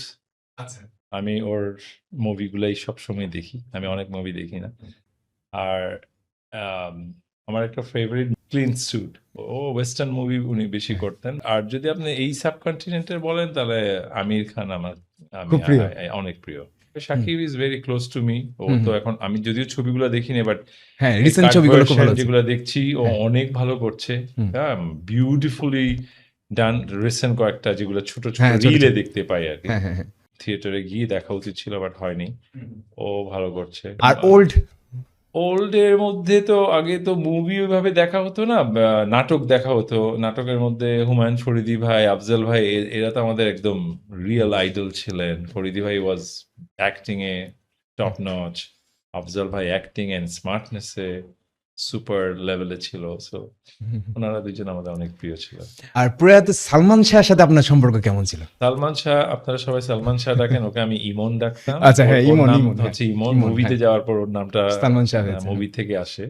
সো ও আর আমি, আমার ফার্স্ট ফ্যাশন শো যেটা আমি করি, ওটা দিয়ে আমার মডেলিং এ পদযাত্রা শুরু হয়েছিল। টাওয়ার ফ্যাশন নামে একটা ফ্যাশন শো। সো ওখানেই আমি আর ও একসাথে করি। ও কিন্তু আমার আগেও করেছে ফ্যাশন শো, হয়তো কয়েকটা। সো ওখানে আসার পর এমনি আমি ওকে চিনতাম। সো ওই ফ্যাশন শো থেকে একদম বেশি চেনা জানা আর কি অনেক পরে। এরপর আমি তো তখন মগবাজারে থাকতাম। ও যখনই মুভিটা করলো তখন সে আলাদা, বাবা মা থেকে আলাদা বাসা নিয়ে স্কাটনে বাসা নিল, এবং সেই সময় সে বিয়েও করেছিল মনে হয়। সো যার জন্য মগবাজার স্কাটন পাশাপাশি, ওর সাথে আমার রাস্তায় মোড়ে, মগবাজারের মোড়ে বিভিন্ন জায়গায় দেখা হতো। সো ও একটা ব্রিলিয়েন্ট ছেলে ছিল। ও যখন মুভি শুরু করলো তখন আমি ওকে প্রথমেই বললাম, মানে this is your cup of tea, মানে you can blast, you just keep it going. সে তো বিউটিফুল স্টার্টেড, অল্প সময়ে দেখিয়ে দিয়েছিল সে কি জিনিস, এবং সে হয়তো ধারাটাকে চেঞ্জ আনছিল। মানে ওই সময়ের ওই জেনারেশনের মধ্যে যে ইউথরা মুভিতে এসে একটা স্মার্টনেস জানতে পারে, সেটা সে দেখিয়েছিল। সো ওল্ড মুভিতে অ্যাক্টরদের ভিতরে মাসল বানানো বা মাস্কুলার যে লুকটা, সেটার প্রবণতা কম ছিল, কিন্তু রিসেন্টলি এখন আসছে। আপনার কি মনে হয় যদি সালমান শাহ জীবিত থাকতেন তাহলে তিনিও কি মাসল বানাতেন? ও বানাতো, ও খুবই কুইক করে, মানে প্রত্যেকটা ভালো জিনিসগুলো ক্যাচ আপ করে। হ্যাঁ, ওর স্টাইলে, ও ধরেন শুরু করেছিল তখন ছোট চুল, একটু চুল লম্বা ফ্যাশন, সাথে সাথে চুল লম্বা করে ফ্যাশন করে মুভি করলো। তারপর রিং পরা, এই পরা, ওর ওগুলাও adaptability was out of the world. ও খুব কুইক করতো, হলিউড বলিউড সব মিলানো একটা ক্যারেক্টার বিল্ড করছিল। ফেভারিট ফুটবলার কে? মেসি আর রোনালদোর ভিতরে? মেসি। Sportsman Ronaldo. আচ্ছা, স্পোর্টসম্যান রোনালদো কেন? ওর স্পোর্টসম্যান এথিক্সটা অন্যরকম। হ্যাঁ, ওর তো ধরেন ওর ডিফারেন্ট লিগে স্পোর্টসম্যান। ও এখনো নিউ জেনারেশনকে নিয়ে যখন বলে, রিসেন্টলি সে একজন ইন্টারন্যাশনাল সুপারস্টারকে নিয়ে বলতেছিল, he is a very brilliant footballer, but ওর ইমপ্রুভমেন্টের ইমিডিয়েট নিডেড হচ্ছে ওর লেগ মাসল। আমি অবাক হয়ে যাই। মানে ওই যার কথা বলছিল, সে খুবই টাইনি একটা ইয়াং গাই, সো এত ভালো খেলে, ওকে সবাই নিউ মেসি বলছে, কিন্তু ওয়াই মানে ক্রিস্টিয়ানো রোনালদো ওর একটা জায়গায় ক্রিটিসাইজ করছে, আমার কাছে মনে হয়েছে একদম টু দ্য পয়েন্ট করেছে। মানে ওর পা গুলো অনেক স্কিনি, ও ওই জায়গায় ফোকাস না করলে ও লং রানে ফুটবলেও টিকবে না, কারণ ইনজুরিজ হবে, ইনজুরিজ হবে, শুটে পাওয়ার থাকবে না, ও ফ্রি কিক মারাটা বা এগুলো তো সব টেকনিক দিয়ে চলে না, পাওয়ার লাগে, স্পিডে লাগে, শুটে লাগে। সো মানে ওর এই যে আইডেন্টিফাই করে একদম স্পট অন করা, এটা বোঝা যায় ওর অ্যাথলেট লেভেলটা কোথায়। সেটাই। ক্রিকেটে আপনার ফেভারিট প্লেয়ার কে? ইন্টারন্যাশনাল? হ্যাঁ, ইন্টারন্যাশনালে আমার Kohli is my favourite player. Same exactly, কারণ তার এথিক্স আমার খুব পছন্দ, স্পোর্টসম্যান এথিক্স, ওর স্পোর্টসম্যানশিপ, ওর ফুড ইনটেক, এই জিনিসগুলো থেকে অনেক কিছু শিখতেছে ওই দেশে, এই দেশে সবাই। সো আর বাংলাদেশিদের মধ্যে কে? বাংলাদেশের মধ্যে আসলে অনেকেই আমার প্রিয়, আমার সাথে সবাই এত ক্লোজ, স্পেশালি এখনের যারা খেলছে তাদের মধ্যে তো ওইভাবে পরিচয় নাই। এর আগে যারা খেলতো সাকিব, তামিম, আমি তো মুশফিককে মুশি ডাকে সবাই, আমিও ডাকি, Mashrafe, they are all my favourites, all my favourite. Rawan ভাই আছেন হচ্ছে ফিটসমনিয়াতে অ্যাম্বাসেডর হিসেবে। আমি শুনেছি আপনার সাথে খুব ভালো সম্পর্ক সেই ছোটবেলা থেকে। উনি বললেন যে উনি ছোটবেলা থেকে আপনাকে চিনেন, ফ্যামিলি রিলেশন আপনাদের আছে, আপনারা নাকি একসাথে নামাজ পড়তে যান, ভোরবেলাতে আপনার ফজরের নামাজে বিশেষ করে দেখা হয়, আপনারা এক্সারসাইজও করেন একসাথে। কিভাবে হয় আসলে আপনাদের এই যে গ্যাপ, আপনারা কিভাবে এত বন্ধুত্বপূর্ণভাবে মেশেন? আমি এখানে রাওয়ান কিছু বলার আগে আমি যদি বলি, আমার নিজের একটা কি বলবো, এটা আমার অভ্যাস বলতে পারেন বা আমার নিজের থেকে নিজের শেখা। আমার কাছে সবসময় মনে হয় নতুনদের কাছ থেকে শেখার আমাদের অনেক কিছু আছে। আমি তো বলেছি আমি যেভাবে জিম শুরু করেছি ওখানে শেখার কোনো স্কোপ ছিল না। ডানে বামে তাকিয়ে দেখে শিখেছি। এটা কি রং ফর্ম, রাইট ফর্ম, কিচ্ছু নাই। কোনো টিচিং নাই, কোচিং নাই, ভিডিও নাই, ইন্টারন্যাশনাল কোনো গাইডেন্স নাই। সো এখনের যারা জেনারেশন বা রাওয়ানরা যেভাবে শুরু করেছে, মানে একদম টু দ্য পয়েন্ট, ওরা প্রত্যেকটা এক্সারসাইজ করে, কারেক্ট ফর্মে করে, মানে কত আওয়ার, কি food intake, they know everything, because ওদের জার্নিটা শুরু এভাবে। সো অবভিয়াসলি আমার ওর কাছে অনেক কিছু শেখার আছে। কেউ যদি মনে করে আমি 30 বছর ধরে করছি, সো আমি কি শিখবো, আমি শিখাবো, I don't believe in it. আমি সেজন্য এই ধরনের কাউকে পেলে আমি সবসময় একটু কথা বলি, জিজ্ঞেস করি, তারা আবার আমাকে বলে, আমি সেটা থেকে নেই। একই সাথে ফলো করি ওরা কিভাবে করছে। ও রাওয়ানের আরেকটা ফ্রেন্ড হয়তো করছে, তো মাঝখানে আমি একটু ইন্টারফেয়ার করি, রাওয়ান আজকে কি করছো? ও বলে চাচ্ছু আজকে শোল্ডার করছি, কিংবা আজকে বাইসেপ অ্যান্ড ট্রাইসেপ, আজকে পুশ পুল হোয়াট এভার। তো আমি একটু শিখে নিলাম, জেনে নিলাম, বিকজ ওরা তো এটার পিছনে স্টাডি করছে, অনেক জানছে। আমার হয়তো ওই স্কোপটা হচ্ছে না বা আগেও হয় নাই। সো এই যে জানতে পারা এবং একসাথে থাকতে পারা এবং একসাথে করা, সো এটাই আমার লার্নিং। আচ্ছা, সো আমি সেজন্য আমি ওদের সাথে একটু টাইম স্পেন্ড করি। এরপর তো আদার টাইম তো থাকেই, সেটা লেজার হতে পারে বা আমরা একটু রিলিজিয়ন প্র্যাকটিস করি, আমরা নামাজ পড়িও পরে সবসময় মাশাআল্লাহ। সো ওখানেও এইসব ডিসকাশন থাকে। So this is something I always feel, even আমার অফিসেও যারা নিউ জেনারেশন জয়েন করে ওদের থেকে শুনি, শেখার চেষ্টা করি। আমি আমার বাচ্চাদের সাথে কথা বলে মাঝে মাঝে প্রশ্ন করি, আব্বু তুমি ওরা এটা কি করতা বলো তো, গাইড করে। সো বিকজ ওদের ফ্রেশ আইডিয়া, ওদের নিউ জেনারেশন আইডিয়া, এগুলো আমাদের অনেক দরকার। আদারওয়াইজ আমরা তো সেই ওল্ড স্কুলে থেকে যাবো। So I don't want to be like old school. হ্যাঁ, আমি তো বলি মাঝে মাঝে, I'm your friend, Rawan, come on. চাচ্চু করে, ওর বেটা চাচ্চু রাখিস না, I'm your friend. সেটাই তো না, আমাকে আপনার নাম্বার পাঠানো হয়েছে রাওয়ান ভাইয়ের পক্ষ থেকে, মনে হয় যে নোবেল চাচ্চু লিখা। আমি বলছি নোবেল ভাইয়া বলবো না, আসলে বলছি যে আপনাকে দেখে তো কোনোভাবে চাচ্চু মনে হয় না। রাওয়ানের আব্বা আমাদের বড় ভাই, খুব কাছের ভাই, ওর ফুফু আমার ফ্রেন্ডের মতো। So we are like family আর কি। তো রাওয়ান যখন আসে, প্রথম শুরু করে বাইরে থেকে আসে, তখন থেকে ওর সাথে আমার এগুলো নিয়ে যোগাযোগ। আর সেই যখন মডেলিং শুরু করে তখন থেকে আমরা একসাথে কথা বলি। রাওয়ান ভাই, আপনার কাছে প্রশ্ন, আপনি কিভাবে এনজয় করেন বা কেমন এনজয় করেন ওনার সাথে ওয়ার্কআউট করা? He is a timeless icon of inspiration and আমার my first memory of Nobel চাচু, উনি বলে আমাকে নোবেল ভাই করে ডাকতে, we are friends. So remember Manchester United যখন বাংলাদেশে আসে, ওই তখন এয়ারটেল আই থিঙ্ক স্পন্সর করে, এবং I was, even though I am a diehard Arsenal fan, অবশ্যই মানে এত বড় একটা one of the biggest clubs বাংলাদেশে আসছে, হ্যাঁ। সো তখন I wanted to C them up front. তখন নোবেল চাচুর সাথে আমার ফার্স্ট মেমোরি একসাথে হচ্ছে, উনি আমাকে, আমি তখন ছোট্ট ছিলাম, আমি তখন মনে হয় ক্লাস 7 না 8 পড়ি, তখন সে আমাকে নিয়ে তাদের সাথে দেখা করায় দিল, ডোয়াইট ইয়র্ক, তারপর যা ম্যানচেস্টার ইউনাইটেড প্লেয়ার আছে। তো ওই তখন থেকে দেখছি হি ইজ a model, তারপর a role model I should say, and also he corporate business person, so he has a family, he has kids, সেই তখন থেকে সে এখনো আজকে এখানে আসছে। So I always looked up to him as an inspiration, and actually আমার people think that my discipline comes from fitness, but it actually comes from my spirituality. আমি 5 ওয়াক্ত নামাজ পড়ি এবং আমার লাইফটা কিন্তু খুব একটা রুটিন, ডিসিপ্লিন এবং স্ট্রাকচারে পড়ে। সো আমি যেখানেই থাকি I always try to pray my যখন প্রথম আমি নামাজ পড়া শুরু করি, জোহর থেকে এসে যেই মসজিদের সামনেই থাকতাম কাজের জন্য, I would always pray, but ফজরটা সবসময় বাসায় পড়া হতো। সো আমরা তো একসাথে পাশাপাশি ব্যায়াম করি, উই আর জিম বাডিজ।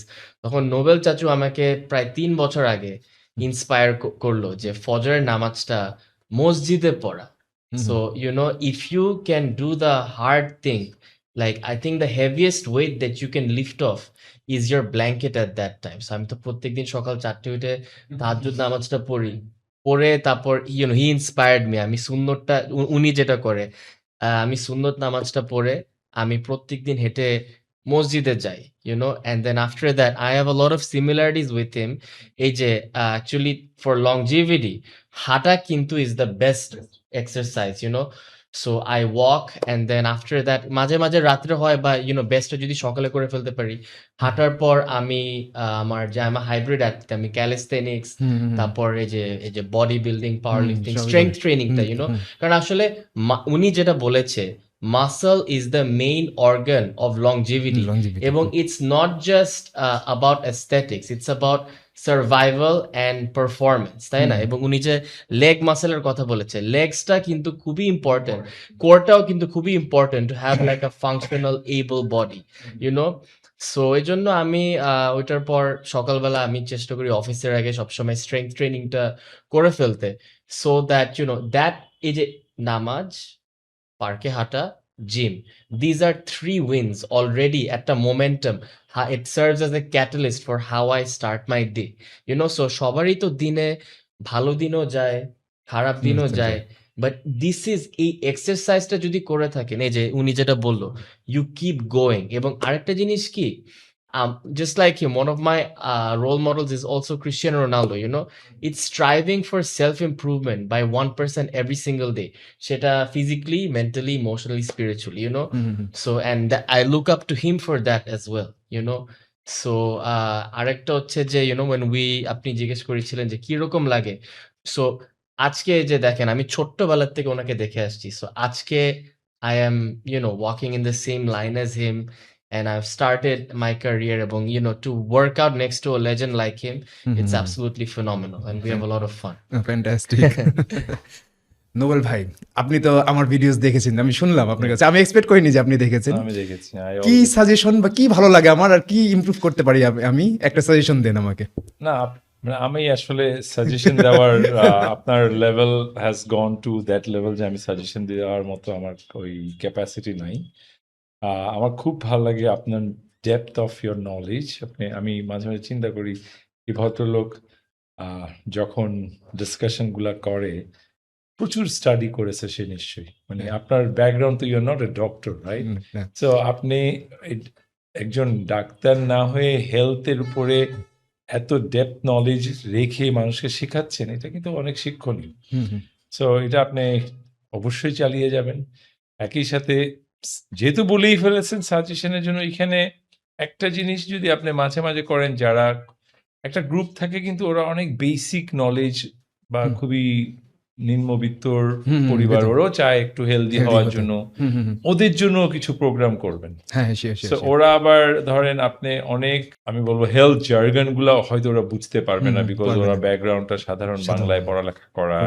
তো ওই জায়গায় ওর জন্য কোন কথাটা বলা দরকার ওটাও যদি একটু রাখেন, আমি শিওর রাখেন, আমি তো সব ভিডিও দেখিনি, সো তাহলে হয়তো সেই মফস্বলের ছেলেটাও মফস্বলের পুকুরে সুইমিংটা করে ওর শরীরটা বানাতে পারে, বা যেটা বললেন লাঙ্গল চাষ করে তার আঙুল চাষ থাকে করে বা ফিট থাকতে পারে সেটাই। ওদেরকে ওরা করে, বাট ওদেরকে কিভাবে এবং একই সাথে ওদের খাওয়া দাওয়াটা কি হতে পারে এটাও লিখেন, তাহলে আমাদের দেশ জুড়ে সবাইকে আপনি সবাই কভার করতে পারবেন। না না এটা অবশ্যই আমি চেষ্টা করব, আর চেষ্টা করছি অলরেডি। তো নোবেল ভাইয়ের জার্নি সম্পর্কে আজকে আমরা অনেক কিছু জানলাম। এখান থেকে অনেকে নিজেদের যে ফিটনেস জার্নি আছে, অনেকে ভয় পান শুরু করতে, সেই সমস্ত যত ধরনের কনফিউশন ছিল আশা করি আপনাদের দূর হয়েছে। তো এবার আমরা কথা না বাড়িয়ে চলে যাব যে কিভাবে 30 বছর বয়সের আগে যে যুবকগুলো আছেন তারা কিভাবে ফিটনেস মেনটেন করবেন এবং তাদের মেন্টালিটি কেমন হওয়া উচিত, সেই সমস্ত সকল ধরনের তথ্য আজকে আমরা জানবো, কথা বলবো, গল্প করব রাওয়ান আহমেদ চৌধুরীর সাথে। ভাই কেমন আছেন তাই বলেন শুরুতেই। আলহামদুলিল্লাহ ভালো আছি, এবং আজকে এই পডকাস্ট মাধ্যমে অ্যাকচুয়ালি আপনার সাথে এই প্রথম পরিচয়। So it's an honour, thank you for having me. আপনার সাথে আমার দেখা হয়েছিল মনে হয় কোন একটা কম্পিটিশনে, যেটা ছিল হচ্ছে সেখানে হচ্ছে পরিচয় হয়নি সেরকম, জাস্ট দেখা রাইট হয়েছিল, হাই রাইট, হ্যালো হয়েছিল। আজকে আমাদের ঠিক মতন ঠিক মতো পরিচয় হলো হ্যাঁ, আজকে। ওই সময় আমি আপনাকে সোশ্যাল মিডিয়াতে দেখেছি, আপনার হ্যাঁ। ফটোস দেখেছি, মাঝে মধ্যে পীর বাংলাদেশ আপনার শুট করতো। হ্যাঁ, হ্যাঁ। আর হচ্ছে আপনি হয়তো আমার কন্টেন্ট দেখেছেন, Of দুজন course, দুজনকে of ছিলাম। course, we're both in the fitness industry, so that's why I think it's very good that এই collaborationটা আজকে হয়েছে। এখন ইউথদেরকে যেটা জানাতে চাই সেটা হচ্ছে যে আপনার বয়স কত, সেটা আমিও জানতে চাই যে আপনার বয়স এক্স্যাক্টলি কত, তাই বলেন। So I am 29 years old. আমার 29 বছর বয়স। আমি আমার ফ্যামিলি থেকে, আমার ফ্যামিলির পুরো ইতিহাসে I am the first ever fitness freak. So imagine যে কতগুলা generational curse আমার ভাঙতে হয়েছে। So আমার I know I said I'm 29, কিন্তু আমি যখন জিমে ওয়ার্কআউট করতে যাই বা যেখানে যাই, যখন আমার আসল বয়সটা রিভিল করি, তখন সবাই ভাবে যে আমি 21, 22 বা 23। সো আসলে এটার জন্য আসলে 3টা জিনিস, হ্যাঁ, ট্রেনিং, নিউট্রিশন আর রেস্ট। আমার ফিটনেস জার্নিটাই আসলে শুরু হয় আমার মাই আমার ফিটনেস জার্নির সময় আমার মাই ইন্ট্রোডিউস করে আমাকে ফিটনেস। এবং এই দুইটা জিনিস যেটা আম্মু আমাকে বলেছে, Rawan, you are what you eat and work hard for 1 hour a day, look good, but most importantly feel good for the next 23. So এই জিনিসটা কিন্তু আমার সাথে এখনো জড়িত আছে। আর আমি যদি আমার নিজের ব্যাপারে বলি, আমার রুটিনটাই, আমি কিন্তু I believe in routine and structure. So অনেকেই ভাবে যে অ্যাকচুয়ালি আমার ডিসিপ্লিনটা আসে ফিটনেস থেকে, কিন্তু এটা অ্যাকচুয়ালি দ্বিতীয়। দ্য ফার্স্ট থিং যেটা আমাকে ডিসিপ্লিন রাখে হচ্ছে সবচেয়ে হেভিয়েস্ট যে ওয়েটটা লিফট করা। সকাল 4টার দিকে I lift my blanket up every single day আমার তাহাজ্জুদ নামাজ পড়ার জন্য। তারপরে যে নোবেল ভাই ইন্সপায়ার্ড মি, আমি আমার সুন্নত নামাজটা পড়ে আমি প্রত্যেকদিন হেঁটে সেই ভোর সকালে আমি ফজরের নামাজটা পড়তে যাই মসজিদে। সো মসজিদে নামাজটা পড়ার পর আমি প্রত্যেক দিন সকালের পরিবেশে আমি অ্যাটলিস্ট মিনিমাম 1 আওয়ার থেকে 90 মিনিট, মাঝে মাঝে 2 ঘন্টা, এটা ডিপেন্ড করে আমার উপরে, আমি একটা লং ওয়াক করি, আমি হাঁটি। বিকজ ওয়াকিং হচ্ছে one of the most under rated exercises to burn fat, metabolism kick start করার জন্য এবং ইমিউনিটি বুস্ট আপ করার জন্য। এবং ওই সময়তে আমার ফ্যাট বার্নটা হচ্ছে, আমার দিনটা প্ল্যান করছি আমি, এবং আমার সকালের যে ভিটামিন ডিটা, হ্যাঁ, ন্যাচারাল সানলাইটটা, সকালের পরিবেশটা, তারপর আমি যে নেচার, এই যে প্ল্যান্টস থেকে ফ্রেশ অক্সিজেনটা আমি যে পাচ্ছি, হ্যাঁ, আমি ইন্টারমিটেন্ট ফাস্টিং করি। So fasting has a lot of benefits as well, হ্যাঁ। তারপর ওইটার পর আমি একটা হাইব্রিড অ্যাথলিট, তো আমি স্ট্রেংথ ট্রেনিং করি, আমি ক্যালিস্থেনিক্স করি। সো আমি সকালবেলা জিমে গিয়ে আমার ওয়ার্কআউটটা শেষ করে ফেলি আমার অফিসের আগে। So muscle is the main organ of longevity. So apart from aesthetics, হ্যাঁ, মাসলই কিন্তু আপনার লাগে সবকিছু, মানে টু মুভ সবকিছু অ্যাবাউট। মুভ করতে। এই যে আজকে বয়স্ক মানুষরা কেন, এই যে আমার দাদা ইজ এ ডায়াবেটিস পেশেন্ট, আমার বাবাও একটা ক্যান্সার সার্ভাইভার, হ্যাঁ। তো এই যে যাদের যারা বয়স্ক মানুষ, হ্যাঁ, তাদের জন্য কিন্তু তাদের অনেক বাথরুম অ্যাক্সিডেন্টস হয়। So why? বিকজ এই যে তারা হয়তো স্কোয়াটস করে নাই, ডেডলিফটস করে নাই, পুল আপস করে নাই, হ্যাঁ, বেঞ্চ প্রেস করে নাই, সো বা পুশ আপস করে নাই, ফাংশনাল যে মুভমেন্ট গুলো যেটা আপনাকে এইবল করে আপনার বডিটাকে ইউজ করার জন্য। সো স্ট্রেংথ ট্রেনিং খুবই important to survive and also to improve the quality of your life. Apart from a model, আমি অলসো একটা পায়োনিয়ারিং বিজনেস ফ্যামিলি থেকে আসি। সো আমার ফ্যামিলি, my grandfather is the founder of Green Delta Insurance. তারপর আমি আমার বাবার সাথে ভ্যানগার্ড অ্যাসেট ম্যানেজমেন্টও, I oversee the business. So apart from model, আমি অলসো বাংলাদেশকে রিপ্রেজেন্ট করেছি ইন্টারন্যাশনাল স্টেজে। পিসিএ থাইল্যান্ডে আমি বডি বিল্ডিং, মেন্স ফিজিক এবং স্পোর্টস মডেল হিসেবে খেলেছি। So I am also athlete. ওইটার সাথে আই এম অলসো বিজনেসম্যান। তো সব কিছু আমার গুছিয়ে চলার জন্য আমার কিন্তু একটা স্ট্রাকচারে চলতে হয়, উইচ ইজ ওয়াই এই ৫ ওয়াক্ত নামাজটা আমাকে একটা সুন্দর একটা রুটিন তৈরি করে দেয়। তো আপনি যেটা বললেন যে সব থেকে ভারী ওয়েট যেটা আপনি লিফট জি। করেন সেটা হচ্ছে আপনার কম্বল। আমি অনেক হেভি লিফটিংও করি। আমি যেরকম আমার ওয়েট হচ্ছে 70 কেজি, কিন্তু আমি ডেডলিফট 200 কেজি করি, স্কোয়াট আমি 160, আমি পুল আপস আর চিন আপস ওয়েটেড 2-3 প্লেট দিয়ে করি। But you see, these are not the heaviest weights that I lift. সব The heaviest weight that I lift, ওই সকালবেলা তখন শয়তান যখন ধরে রাখে গলে চাপ দিয়ে যে ঘুম, হ্যাঁ, আমি ঘুমটা স্যাক্রিফাইস করি বিকজ অফ মাই তাওয়াক্কুল। আমি অনেক স্পিরিচুয়াল একটা মানুষ।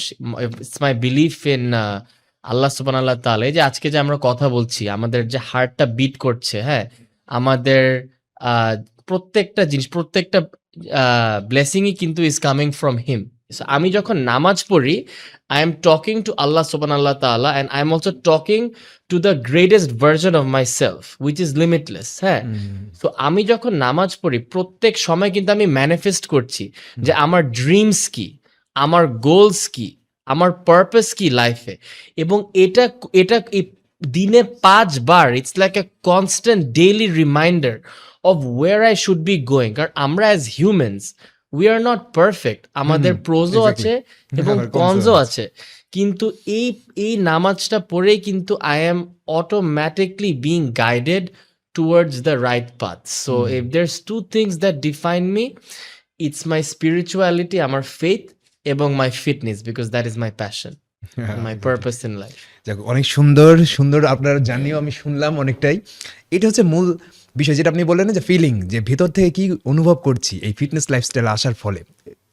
বডি চেঞ্জ হয়ে যাওয়া, মাসল হয়ে যাওয়া বা না হওয়া, কোনো একটা খেলোয়াড় হওয়া, এটা আলাদা বিষয়, কিন্তু ভেতর থেকে স্পিরিচুয়ালি আমি কি ফিল করছি ফিট হবার পর, সেটা হচ্ছে মূল ইম্পর্টেন্ট একটা বিষয়। অধিকাংশ মানুষ তার ক্যারিয়ারে ফোকাস করতে পারে না, মানে যে সে পড়াশোনা করুক বা কোনো একটা জব করুক, রিজনটা হচ্ছে তার এত বেশি কর্টিসল তৈরি হয় সে কাজটার ফলে, সেটাকে সে ম্যানেজও করে না, যেটা আমরা কিছুক্ষণ আগে কথা বলছিলাম। এই ম্যানেজ করে না, ম্যানেজটা কিভাবে করা যায় সেটা আপনি একটু বলেন। আপনি কিভাবে ম্যানেজ করেন আপনার কর্টিসল? এই যে আসলে লাইফে কিন্তু সবারই কিন্তু কম বেশি এক লেভেলেরই স্ট্রেস থাকে। What makes the difference between the winners and the losers is how you deal with that stress. হ্যাঁ, এবং ফিটনেস কিন্তু মানে আই হ্যাভ সিন যে এটাই কিন্তু আমার মেন্টাল থেরাপি। এবং এটা আমাকে অনেক কিছু, ফিটনেস থেকে অনেক কিছু আমি শিখতে পেরেছি। অ্যাকাউন্টেবিলিটি, সেলফ রেসপেক্ট, হ্যাঁ, সেলফ লাভ।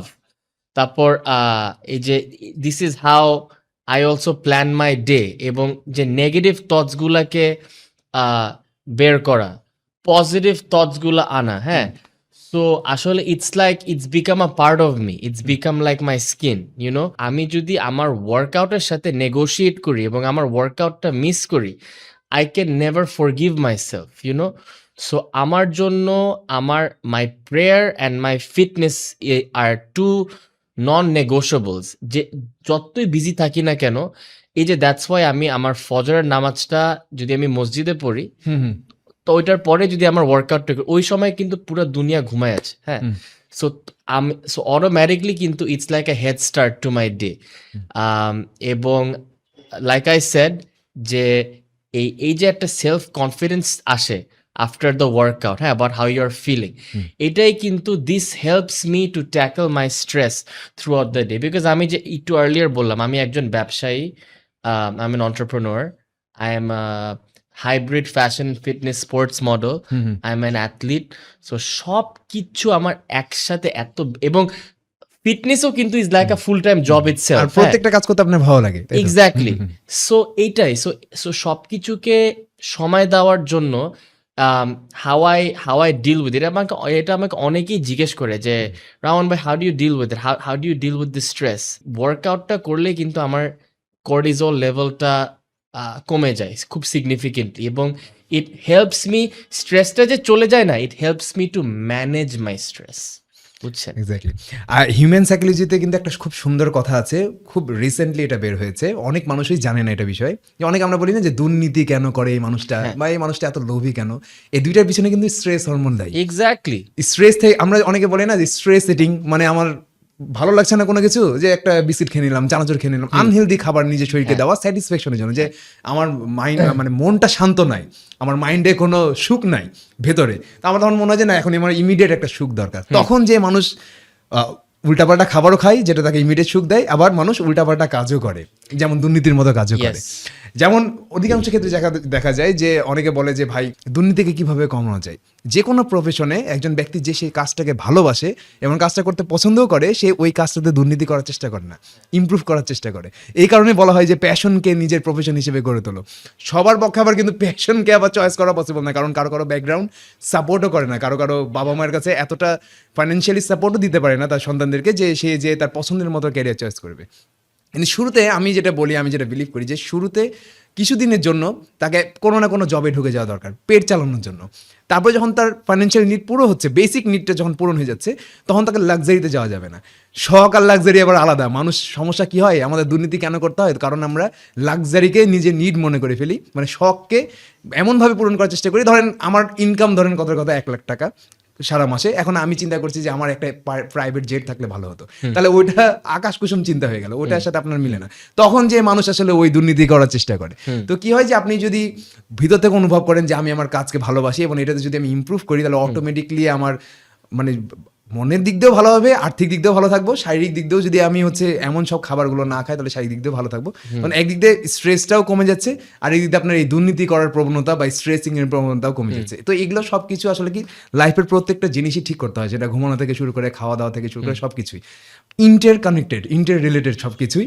আমরা অধিকাংশ সময় মানুষজন জাস্ট একটা জিনিসে ফোকাস করতে যে সব কিছুই হারিয়ে ফেলি। তো এই যে আপনি যে সুন্দর কথাটা বললেন, হ্যাঁ, আমি একটা জিনিস টাচ অন করতে চাই যে আমাদের সবচেয়ে বড় অ্যাসেট জানেন কি, আর সবচেয়ে বড় গাড়ি কি? এই যে আমাদের হেলথ, আমাদের বডি। আমার মনে হয় যে কোভিড এর পর এটা অনেকে এখন বুঝতে পেরেছে, অনেকে হয়তো বুঝতে পারে না আনফরচুনেটলি। কিন্তু লেটস সে যে আমরা এখন গুলশানে আছি, জাস্ট ফর এক্সাম্পল, হ্যাঁ, গাড়িটা, এই গাড়িটাকে যদি এখন ধানমন্ডি পর্যন্ত পৌঁছাতে হয়, হ্যাঁ, you have to fuel it with the right engine, right, the right oil or right gas, হ্যাঁ। এখন আপনি যদি উল্টাপাল্টা জিনিস ঢুকান এই গাড়ির অকটেনের ভিতরে বা ফিউলের মধ্যে, ওই গাড়ি কি ডেস্টিনেশনে পৌঁছাতে পারবে? না। এক্স্যাক্টলি, এইভাবে কিন্তু ইট doesn't matter what age, what profession, what industry you are in, if you lose your health, হ্যাঁ, career যতই সাকসেসফুল থাকুক না কেন বা তাহলে কিন্তু যতই টাকা পয়সা থাকুক না কেন, you lose everything, হ্যাঁ। যদি হেলথ না থাকে, you have nothing. এই জন্যই কিন্তু ডাজন্ট ম্যাটার। এবং আপনি এই স্মল ইনভেস্টমেন্টগুলা, হ্যাঁ, এই যে হাঁটা, এই যে বডি ওয়েট মুভমেন্টসগুলো you can do anywhere, like a push up or a plank, or যদি একটা বার কোথাও দেখেন, একটা পুল আপ, হ্যাঁ, জিমও লাগে না। এই যে 20 to 30 minutes of exercise 3 to 4 times a week, walking for 30 minutes every single day, হ্যাঁ, একটু নিউট্রিশনটাকে বুঝে শুনে খাওয়া, হ্যাঁ, এই স্মল ইনভেস্টমেন্ট গুলাই কিন্তু আপনাকে আপনার সারা জীবনের জন্য আরো একটা বেটার জায়গায় নিয়ে যাবে, you know. It will help you, it will prevent you from so many diseases like diabetes, cancer, হ্যাঁ, তারপর lots of health injuries like moving around and stuff. So হেলথের ইনভেস্টমেন্টটা কিন্তু সবচেয়ে ইম্পর্টেন্ট এবং সবচেয়ে crucial investment. So it doesn't matter what profession, এটা আমাদের মনে রাখতে হবে যে আমাদের সবচেয়ে বড় অ্যাসেটই কিন্তু হেলথ। সো এটাকেই কিন্তু সবচেয়ে টপ প্রায়োরিটি দিতে হবে। আর আরেকটা হচ্ছে যে এখন তো you said you're 30, I'm 29, হ্যাঁ। So we one day inshallah we will start families of our own, বা যার নোবেল ভাইয়ের মতন, নোবেল চাচুর মতন যার অলরেডি ফ্যামিলি আছে, হ্যাঁ। So he is the protector and provider of his family, তাই না? এখন তার যদি কিছু হয়, তার বাবা-মার কি হবে, হুম, তার বাচ্চাদের কি হবে, তার বউয়ের কি হবে, ইউ নো? হুম, সো এইভাবে করে চিন্তা করতে হবে যে আমি যদি নিজে স্ট্রং না থাকি, হ্যাঁ? What is going to happen to my family? What is going to happen to my loved ones? Hmm, hmm, So if you love them, you also have to love yourself. Hmm, hmm, You have to respect yourself. যে আমার সুস্থ থাকতে হবে। হুম। তাদেরকে মানে আমার নিজেকে বাঁচানোর জন্য এবং তাদেরকে একটা ভালো একটা জায়গায় রাখার জন্য। এই। এই কিছুদিন আগে একটা জোকস ভাইরাল হয়েছিল যে অনেকে বলে যে আমি আমার পরিবারের জন্য জীবন দিয়ে দিতে রাজি আছি, হ্যাঁ। কিন্তু 1 ঘন্টা এক্সারসাইজ করতে 1 রাজি ঘন্টা নেই। এক্সারসাইজ করতে রাজি নাই। আর যত সব উল্টাপাল্টা খাবার খাবার খেতে খেতে রাজি হচ্ছে। হ্যাঁ। আবার তার ফ্যামিলিকে প্রোভাইডও করে উল্টাপাল্টা খাবার। এমন এমন যে হয় কি, আমি অলরেডি ম্যারিড, আমার একটা ছোট বাচ্চাও আছে, 14 মাস বয়স। তো আমি কি করি যে আমার বাসায় কখনো আমি আনহেলদি ফুড নিয়ে আসি না।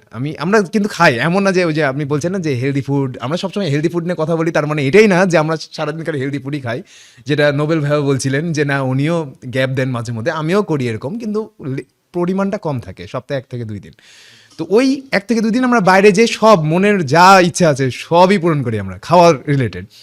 বাকি দিনগুলোতে আমি বাসাতে আনি না, ইনফ্যাক্ট কেউ গিফট করলো সেগুলো আমি ডাস্টবিনে ফেলে দিই, বা আমাদের বুয়া আছে যারা খেতে পায় না, আসলে কিনে খেতে পায় না যারা চকলেটস, তাদেরকে আমি দিয়ে দিই। সেটা আরও অনেকে আছে, আমাদের জিমে অনেক স্টাফ আছে, তাদেরকেও আমি দিয়ে দিচ্ছি। তো এটার রিজনটা কি, যে আমার ফ্যামিলিকে প্রোটেক্ট করা, যে আমি আমার ফ্যামিলিকে প্রোটেক্ট করছি। আমার ওয়াইফকে, হ্যাঁ আপনার সামনে যদি থাকে মুখরোচক খাবার, তাহলে কিন্তু আপনার খেতে ইচ্ছে করবে, যেটা স্ট্রেস ইটিংয়ের কারণে হয়, আমাদের সবার স্ট্রেস হয়। ইয়েস। ওই সময় স্ট্রেসকে ম্যানেজ করার জন্য আমি হাঁটি, কিন্তু অন্য একজন মানুষ তো নাও হাঁটতে পারে। সে হয়তো ভাবতে পারে যে এত ভালো লাগছে না, একটু রাত যাচ্ছি বা হচ্ছে একটু ক্ষুধা লাগছে, যাই একটা বিস্কিট বা একটা চকলেট খেয়ে নিই ফ্রিজ থেকে বের করে। সেটা যেন না থাকে, তার কারণে আমি বাসাতে সবসময় হেলদি ফুড রাখি। তো এই জিনিসটা কিন্তু অন্য সাধারণ মানুষও চাইলে করতে পারবে। এটা কিন্তু করা খুব ইজি, কারণ ধরেন আমার এখন ক্ষুধা লাগেনি, এখন আমার স্ট্রেসও নাই, তো আমি এখনই সরিয়ে ফেললাম সব আনহেলদি খাবার যেগুলো আমাকে খেতে ইচ্ছে করে। তাহলে কি হবে, রাত্রে যখন আমি জাগবো, যখন আমার ক্ষুধা লাগবে, তখন আমাকে ডিম থেকে বের করে একটা ডিম বের করে সিদ্ধ করে খেতে হবে। এক্স্যাক্টলি। যেটা আমি করি নরমালি, যে Exactly. রাতে ক্ষুধা লাগে, আছে কিছু নাই ফ্রিজে, ডিম আছে, Exactly. সিদ্ধ করে খেয়ে নিলাম। এইটা যদি আপনারা করতে পারেন, এইভাবে যদি স্ট্রেসটাকেও ম্যানেজ করতে পারেন, হ্যাঁ। লাইফ থেকে ডিস্ট্রাকশন গুলোকে সরিয়ে, তাহলে আশা করি যে অনেকে উপকৃত হবে। অ্যান্ড দ্যাটস ওয়াই আমরা যারা ফিটনেসকে লাভ করি, হ্যাঁ, হ্যাঁ, এটা হচ্ছে আমাদের দায়িত্ব এখন আমাদের দেশকে শিখানো, ইউনো, আমাদের দেশের যে ম্যাসেজ। এবং দ্য বেস্ট থিং ইজ যে আমাদের মেজরিটি তো ইজ দ্য ইউথ, ইউনো। এবং এই ইউথ কিন্তু এখন আলহামদুলিল্লাহ আমি দেখছি যে পার্কে যখন যাই বা যে কোনো জিমে যাই, হ্যাঁ, বা এই যে ক্যালিস্থেনিক জায়গাগুলো করছে, দেখি বা স্পোর্টস দেখি, এখন দেখছি যে ইউথের যে কনসিয়াস লেভেলটা about their health, about their fitness, সবাই কিন্তু কম বেশি either engaged in a sport বা ইজ ওয়ার্কিং আউট বা এই নিউট্রিশন নিয়ে রিসার্চ। এই যে this is the first step. First step. ইচ্ছাটা থাকতে হবে, হ্যাঁ। এবং সেকেন্ড পার্ট হচ্ছে যে যেটা আমাদের দায়িত্ব হচ্ছে তাদেরকে যে নলেজটা, এই নলেজটা প্রোভাইড করে দেওয়ার জন্য। তারপর বাকিটা হচ্ছে তাদের উপরে, হাউ দে ওয়ান্ট টু এটা, বিকজ এটা এমন একটা জিনিস যে আপনি যত যত একটু ধরে রাখবেন, the dividends you will get from it in terms of longevity in your life is endless. যেমন কিছুদিন আগে আমি একটা পোস্ট করেছিলাম ভিডিওসের মাধ্যমে, তো ওখানে আমি বলেছিলাম যে যারা এক্সারসাইজ বা ফিটনেস বা যে কোনো ধরনের স্পোর্টস রিলেটেড অ্যাক্টিভিটিসের ভিতরে নাই, তারা প্রত্যেকেই নেশা করে। নেশা মানে এটাই না যে তাকে মদ গাঁজা আফিন এগুলোই খেতে হবে, ইয়াবাই খেতে হবে। নেশা মানে সে ফোন স্ক্রলিংও করতে পারে, ফোন স্ক্রলিং করাও নেশা, মানে অতিরিক্ত করা নেশা। তো অনেকে বলেছিল যে ভাই আমি তো মদ গাঁজা কিছু খাই না, তাহলে তার মানে কি আমি এক্সারসাইজও করি না, তাহলে কি আমি নেশা করি?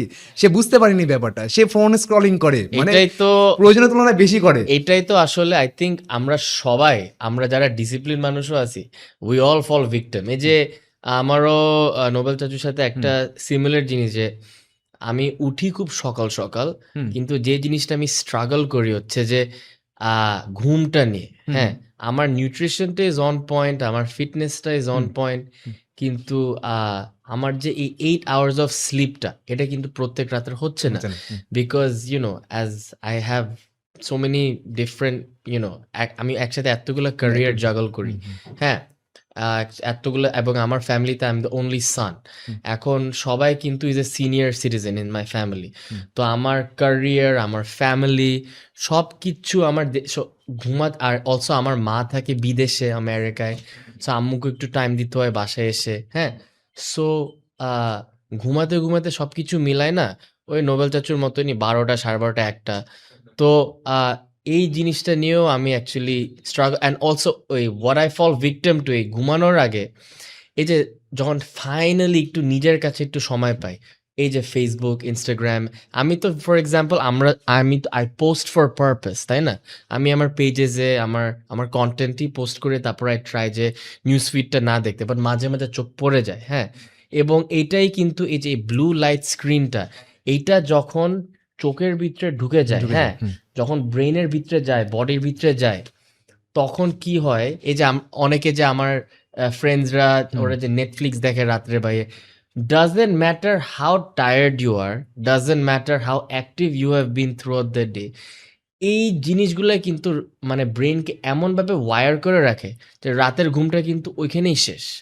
আর আসলে মানে আগের কালের দিনের মানুষরা না, they live the right way. যে আমার দাদা দাদুর কথা যদি বলি, বা তাদের ইউনো, ওরা কিন্তু, আমি দেখি যে আমার দাদা কিন্তু ঠিকই সে 9টা 9:30টার মধ্যে ঘুমায় যায়, আবার সে ঠিকই ফজরের জন্য ওই ডিপ স্লিপটা নিয়ে ওঠে। এই জন্যই কিন্তু তারা এবং এখন তো ওনার বয়স হয়ে গিয়েছে, বাট আমার দাদি তাকে প্রত্যেক দিন মর্নিং ওয়াকের জন্য নিয়ে যেত। সেই জন্য এখন আলহামদুলিল্লাহ, touch wood, he is still here with us, you know. So আসলে আল্লাহ কিন্তু আমাদেরকে রাত দিয়েছে ঘুমানোর জন্য, এবং দিন দিয়েছে ভোরবেলা থেকে উঠে। যে আপনি যদি ফজর থেকে উঠে জাগা থাকেন এবং আপনার কাজ শুরু করেন, জোহর পর্যন্ত 7, 8, 9 ঘন্টা আনইন্টারাপ্টেড ডিপ ওয়ার্কের সময় আছে। তারপর জোহর থেকে আসর পর্যন্ত ইউ হ্যাভ অ্যানাদার 3.5 hours। তারপর আসর টু মাগরিব could be 90 minutes, it depends on the season, না?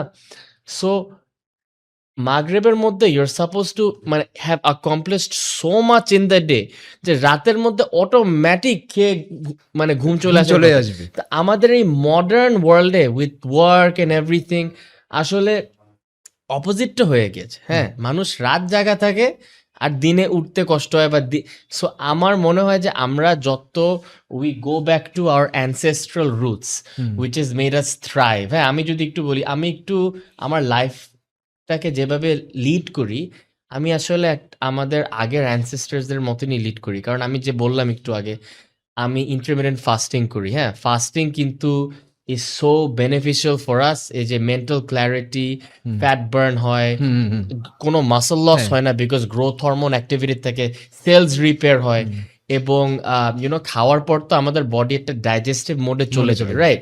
সো আমার জন্য আমি যখন খাই তখন আই ফিল টায়ার্ড, ইউনো।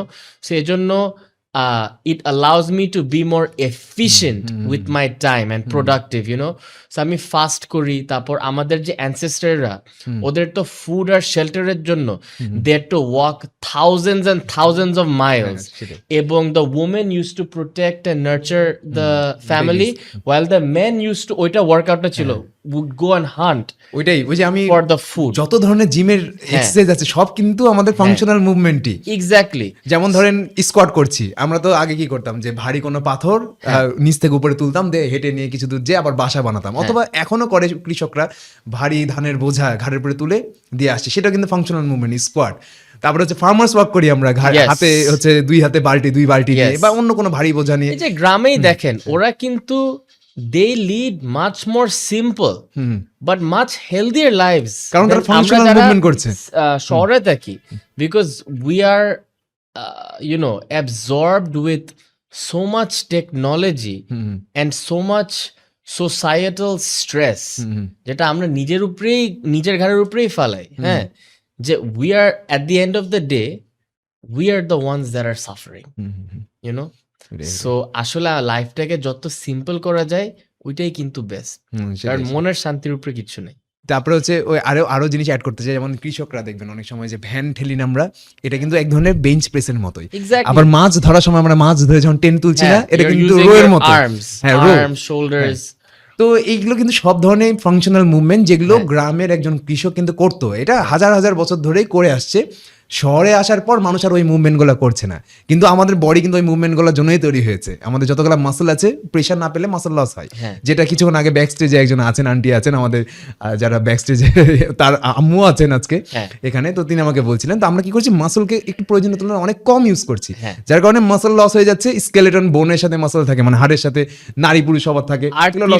আর 30-এর পর তো unless you fight back and strength train, প্রত্যেক বছরেই কিন্তু একটা মাসল 1% করে loss, ডেফিসিয়েন্সি হ্যাঁ। 1% করে লস 0.8% থেকে হ্যাঁ। হ্যাঁ 1%। সো এই যে আজকে লাইক আই সেড, আমার কিন্তু আমাকে অনেকে হয়তো মানে আমারকে যারা চিনে না ঠিক মতন ভাবে যে হয়তো ইটস জেনেটিক্স। নো, আমার কিন্তু অ্যাকচুয়ালি এই যে আমার আমার ফ্যামিলির কথাই বলি, যে আমার ফুপু বা আমার দাদা দাদু বা আমার বাবা, হ্যাঁ, my mom is the only fitness freak like me. তো তাদের এখন এই শেষ বয়সে এসে তাদের হাঁটতে কষ্ট হয়, বা এনার্জি, বা এই যে দাদার ডায়াবেটিস হয়েছে, আব্বু ইজ এ ক্যান্সার সার্ভাইভার, আব্বুর ক্যান্সার হয়েছে। তো এগুলা কিন্তু অল হয়েছে বিকজ কেউই স্ট্রেংথ ট্রেনিং করে নাই, এবং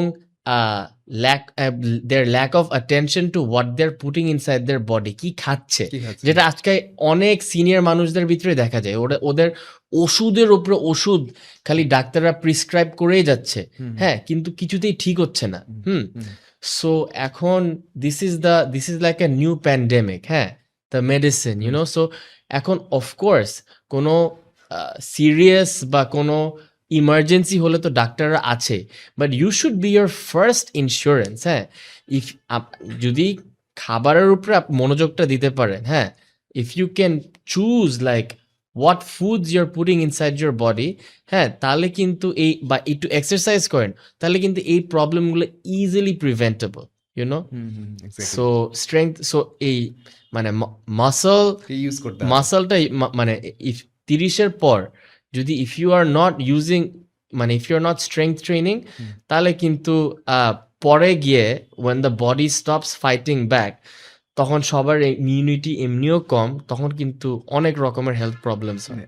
so I think this is a important message to the youth that we have to give. Rawan ভাই, আপনার জন্য কয়েকটা কোয়েশ্চেন আছে যেটা অডিয়েন্সরা হয়তো বা জেনে উপকৃত হবে বা জানার আগ্রহ থাকতে পারে, সেরকম কয়েকটা কোয়েশ্চেন আমরা নিয়েছি অডিয়েন্সদের কাছ থেকেই। তো প্রথম কোয়েশ্চেনটাই হচ্ছে যে আপনি স্কোয়াট করতে বেশি পছন্দ করেন না ডেডলিফট? স্কোয়াট। কেন, রিজনটা কি? ডেডলিফটে আমি আরো ওয়েট নিই, আচ্ছা, যে বললাম 200 কেজি ইজ মাই বেস্ট, স্কোয়াটে 160। আসলে আই ফিল লাইক আমার আরো অনেক পোটেনশিয়াল আছে এখানে ডেভেলপ করার, আর আই ফিল যে I am stronger in this movement, কারণ একদম পারফেক্ট যে গ্লুটস একদম মাটি পর্যন্ত নামাতে হয়, হ্যাঁ, এবং আমি অলওয়েজ 1 সেকেন্ড হোল্ড করে তারপর আমি উঠি। সো আর আসলে দোনোটাই তো একদম একদম ভাইটাল এক্সারসাইজ, কিন্তু স্কোয়াটটা করলে যে পুরা, এবং আসলে আমাদের আপার বডি স্ট্রেংথও কিন্তু আসে আমাদের লেগস থেকে, এবং লেগস কিন্তু সবচেয়ে important muscle apart from your core, হ্যাঁ, এবং ওইখান থেকেই কিন্তু আমার পাওয়ারটা জেনারেট হয়, যে টেস্টোস্টেরনটা, যে ব্লাড ফ্লোটা। সো হ্যাঁ, আমি স্কোয়াটটা আরো পছন্দ করি। আচ্ছা, আপনিও সকালে বেশি পছন্দ করেন এক্সারসাইজ করতে না রাতে? সত্যি কথা যদি বলি ভাইয়া, সকালে। কারণ এই যে নামাজের পর হাঁটার পর আমি যদি আমার ব্যায়ামটাও সেরে ফেলতে পারি না, তাহলে আমার দিনে আসলে এত দায়িত্ব যে আমার এই 3টা মেইন জিনিস শেষ, এখন now that my exercise is done, আমি সারা দিন আমার কাজ হোক, আমার ফ্যামিলি হোক, আমি বা আমি যদি একটু নিজেকে একটু সময় দিতে চাই, আমি দিনটা রিল্যাক্স ভাবে কাটাতে পারি, হ্যাঁ। And I also like to pray আমি যেখানেই থাকি না কেন, জোহর, আসর, মাগরিব, এশা, I like to pray in the mosque, in congregation. তো ওইটা ইটস যেরকম কাজ থেকে it's a peace of mind, so it allows me to do that. Whereas যে আমি যদি কোনো কারণে বা হয়তো I didn't get enough rest, আমি সামটাইমস সেম একই কারণের জন্য নোবেল চাচুর মতন আমি হাঁটার পর আই গো ব্যাক, যদি যে রাত্রে আমার ঘুমটা একটু কম হয়েছে, একটু 1-2 ঘন্টা ন্যাপ নিয়ে তারপর কাজে যাই, তারপর কাজ থেকে আমার ধরেন বিকাল বা সন্ধ্যাবেলা জিম করতে হয়। তো কেন আমার ইভেন তো আমার পারফরমেন্স একই থাকে, হ্যাঁ, জিনিসটা কি যে পরে ব্যায়াম করলে না, এই যে সবকিছু রোবাস্ট হাসল এন্ড বাসেলের মধ্যে ব্যায়ামটা করতে আমি পিসটা পাই না, 1। 2 হচ্ছে যে আমার ওয়ার্কআউটের পর আমার গাটা অনেক অ্যাক্টিভেটেড হয়ে থাকে, ব্লাডটা গরম, রক্তটা গরম হয়ে থাকে। সো ঘুমাতেও কিন্তু একটা তখন যে হাই এনার্জি যেটা সকালে থাকা উচিত ওটা রাতে চলে আসে। সো ঘুমাতেও একটু দেরি হয়ে যায়। সো আই প্রেফার যে মাঝে মাঝে তো হয়, বাট আই প্রেফার সবসময় সকালে ব্যায়াম করা, কারণ আমি লাইক আই সেড আমি ফজরের পর যদি আমি জেগে থাকি তাহলে আমার ব্যায়ামটা হয়ে যায়, তাহলে it gives me that high energy to go into the rest of my day and apply that so আর অলসো হয়ে যায়। তো আপনারা নোবেল ভাইয়ের দুইজনে দুই রকম অ্যান্সার পেলাম, আর দুইটাই কিন্তু ঠিক। হ্যাঁ। আমি একটু আগে বলছিলাম যে বেস্ট প্ল্যান হচ্ছে যেটা আপনি এনজয় করেন, এখানে কোনো ডিফারেন্সই নাই, রাতে করা সকালে করা একই, যদি আপনার ফুড হ্যাবিট আর হচ্ছে ঘুম ঠিক থাকে যে কোনো এটাই। টাইমে আর আরেকটা হচ্ছে যে আমার জন্য আরো মানে ওয়ার্কআউটে আরো শান্তি পাই সকালে করে, কারণ এই যে আমি অফকোর্স আমি যখন ওয়ার্কআউট করি তখন that is my me time, so doesn't matter what, আমি আমার মোবাইলটা আমার আমার লকারে রেখে আসি, কারণ নাহলে ব্যায়ামের মধ্যে ইন্টারাপশন হয়, সকালে কেউ ফোনও করে না, বাট সকালবেলা কিন্তু সবাই ঘুমায় আছে ওই সময়, সবাই ঘুমিয়ে আছে। সো আমি I get a head start to my day, so এই জন্য আই অলওয়েজ প্রেফার যে সকালে ব্যায়ামটা করা। এক্স্যাক্টলি, এই জিনিসটা আমি অনেক প্রফেশনালদেরকে বলি যারা অনেক ব্যস্ত থাকে পরবর্তী সময়ে সারাদিনে, তারা যেন সকালেই করে নেয়, তাহলে মিস যাওয়ার চান্সটা কমে। এক্স্যাক্টলি। আপনার পক্ষে ভাত ছাড়া থাকা পসিবল কিনা? ফার্স্ট অফ অল হ্যাঁ পারবো, কারণ আমি আমার নিজেকে যেভাবে ডিসিপ্লিন ভাবে লিড করি, আমি আমার খুবই কষ্ট হবে কিন্তু আমি চাইলে কিন্তু পারি, বাট আমি করব না, কারণ আমি অ্যাকচুয়ালি প্রত্যেক দিনই ভাত খাই, আমি প্রত্যেক দিনই সাদা ভাত খাই আমার ডিনারে, with my protein, choice of protein, হোক সেটা মুরগি বা মাছ বা স্টেক বা ডিম, বাট এবং অলসো হোয়াইট রাইস কিন্তু is a very healthy source of carb, হ্যাঁ, এবং মাসলটা রিবিল্ড হওয়ার জন্য কিন্তু তার এনার্জি লাগে, হ্যাঁ, এবং কার্বসই কিন্তু সেই এনার্জি, এবং মাসলটা ফুলে থাকার জন্য যে গ্লাইকোজেনটা যেটা আমরা বলি ওইটার জন্য কিন্তু আমাদের কার্বস লাগে, হ্যাঁ।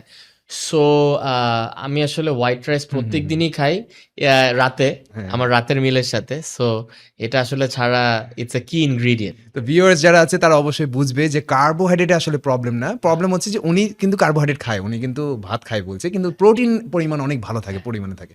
আমাদের সমস্যাটা যেটা আমরা সামান্য পরিমাণে প্রোটিন সামান্য, হ্যাঁ, প্রচুর কার্বোহাইড্রেট, যেটা আমি দেখি আসলে, এটা আমি আমার কর্পোরেট কাউন্টারপার্টদেরকেও বলি যে আমি দেখি যে, কারণ জিনিসটা কি, যারা বসে কাজ করে, অনেক কাজ করতেছে বাট বসে বসে, সো হাঁটা চলাও হয় না, ব্যায়াম তো নাই, প্লাস খুব সেডেন্টারি লাইফ লিড করছে, কারণ বসে বসে কাজ করছে, রাইট? সো এবং যে কর্টিজল লেভেলটা স্পাইক হয় ওইখান থেকে, সো যখন লাঞ্চ ব্রেকে দেখি যে প্রোটিন অংশটা অনেক কম আর ভাতটা অনেক বেশি, সো এইটা কিন্তু is also a detriment to their health, মানে over the long span of time, কারণ পোর্শনটা বুঝতে হবে। সো কার্ব তো is our energy source, however প্রোটিনটা হাই থাকতে হবে, কারণ protein is what builds the muscle and burns the fat and keeps you satiated, খিদাটা সেটিয়েটেড করে। রোজ ভাত খাওয়া যাবে কিন্তু সেখানে প্রোটিন অ্যাড করে বেশি করে খেতে হবে।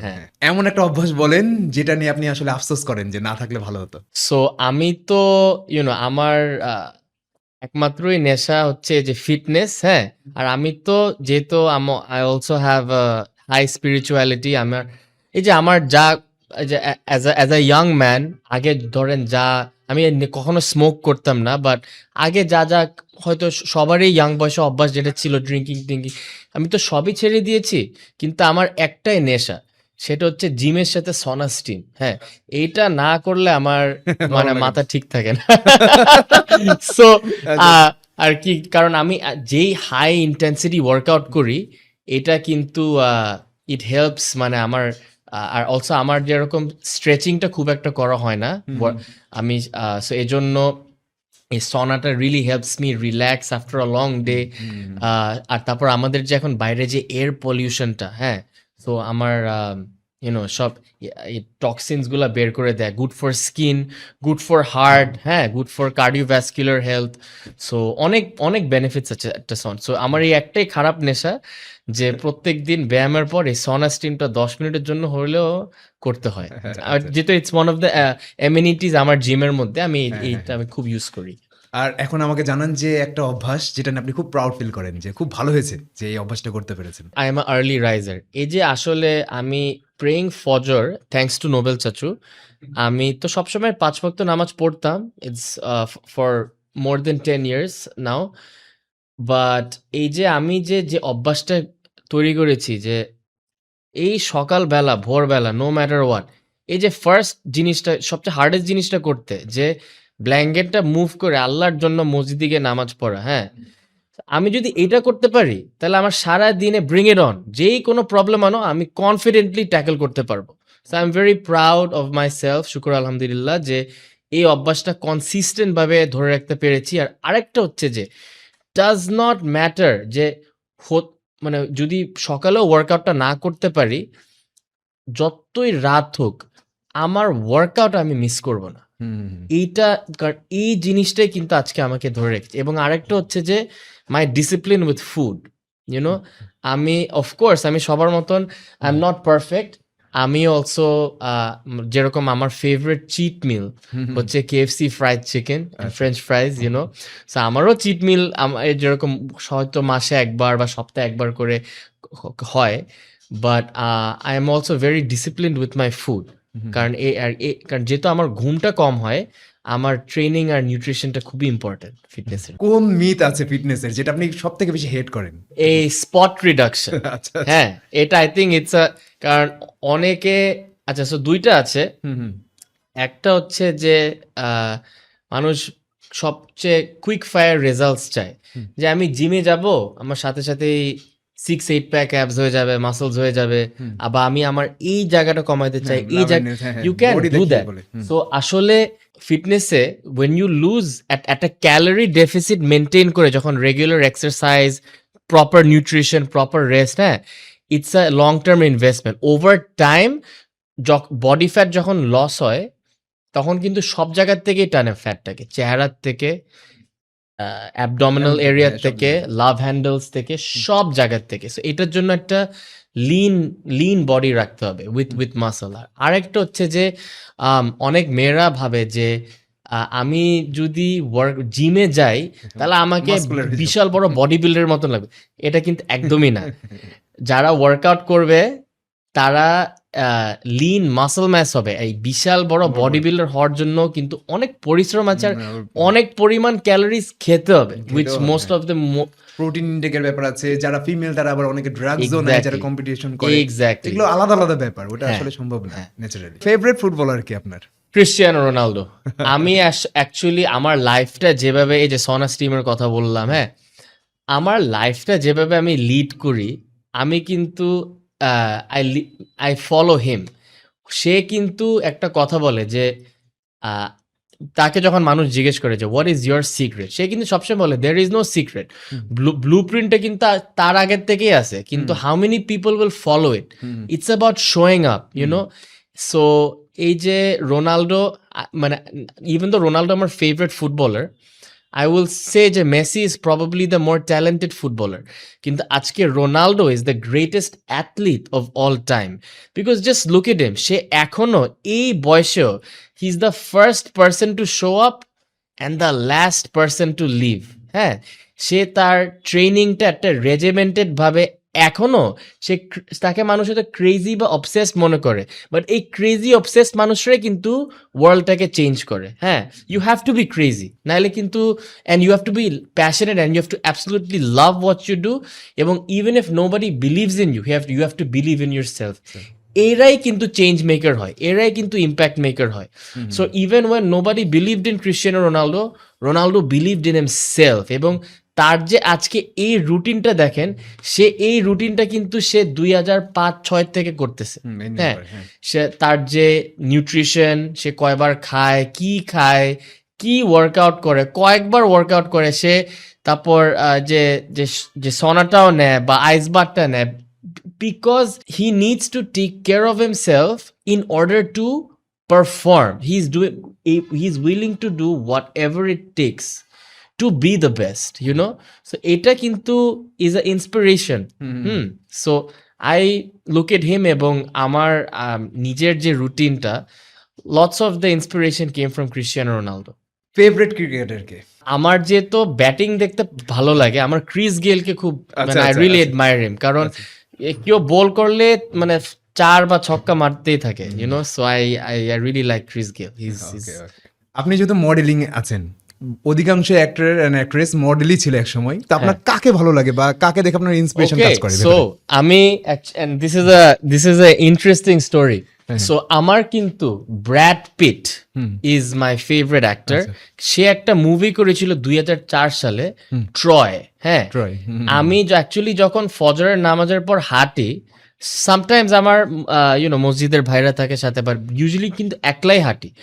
সো আমি কিন্তু কয়েকটা ফাইট সিন ওই ট্রয়ের আমি ডেইলি হাঁটার সময় দেখি, to give my self inspiration. কারণ ট্রয়ে ব্র্যাড পিট অ্যাক্টেড অ্যাজ আকিলিস, এটা একটা গ্রিক গড সোলজার, মানে is basically Myrmidonsরা, Spartansরা were known as the fiercest soldiers. হ্যাঁ, এবং ব্র্যাড পিট কিন্তু is not the biggest guy in that movie, কিন্তু সে সবচেয়ে ফাংশনাল অ্যাথলিট। যে গ্রিক গড বডিটা, এই broad shoulders, big back, small waist, chiselled legs. হ্যাঁ, so the functional aesthetic body, হ্যাঁ, যেটা সবচেয়ে অপটিমাল ফর হেলথ, যেটা বিচেও সুন্দর লাগে, কাপড় পরলেও সুন্দর লাগে, একটা যেই দেখে ইমিডিয়েটলি সে দ্য অরা শিফটস, বিকজ সে আপনাকে রেসপেক্ট করে আপনার ফিজিকের জন্য, because it shows that you are a discipline person, এবং they automatically respect you so আমার that's my favourite movie of all time, Troy. এবং যে Brad Pitt, he acted in that movie, so ওই he's my favorite actor. Okay. I'm not a bodybuilder.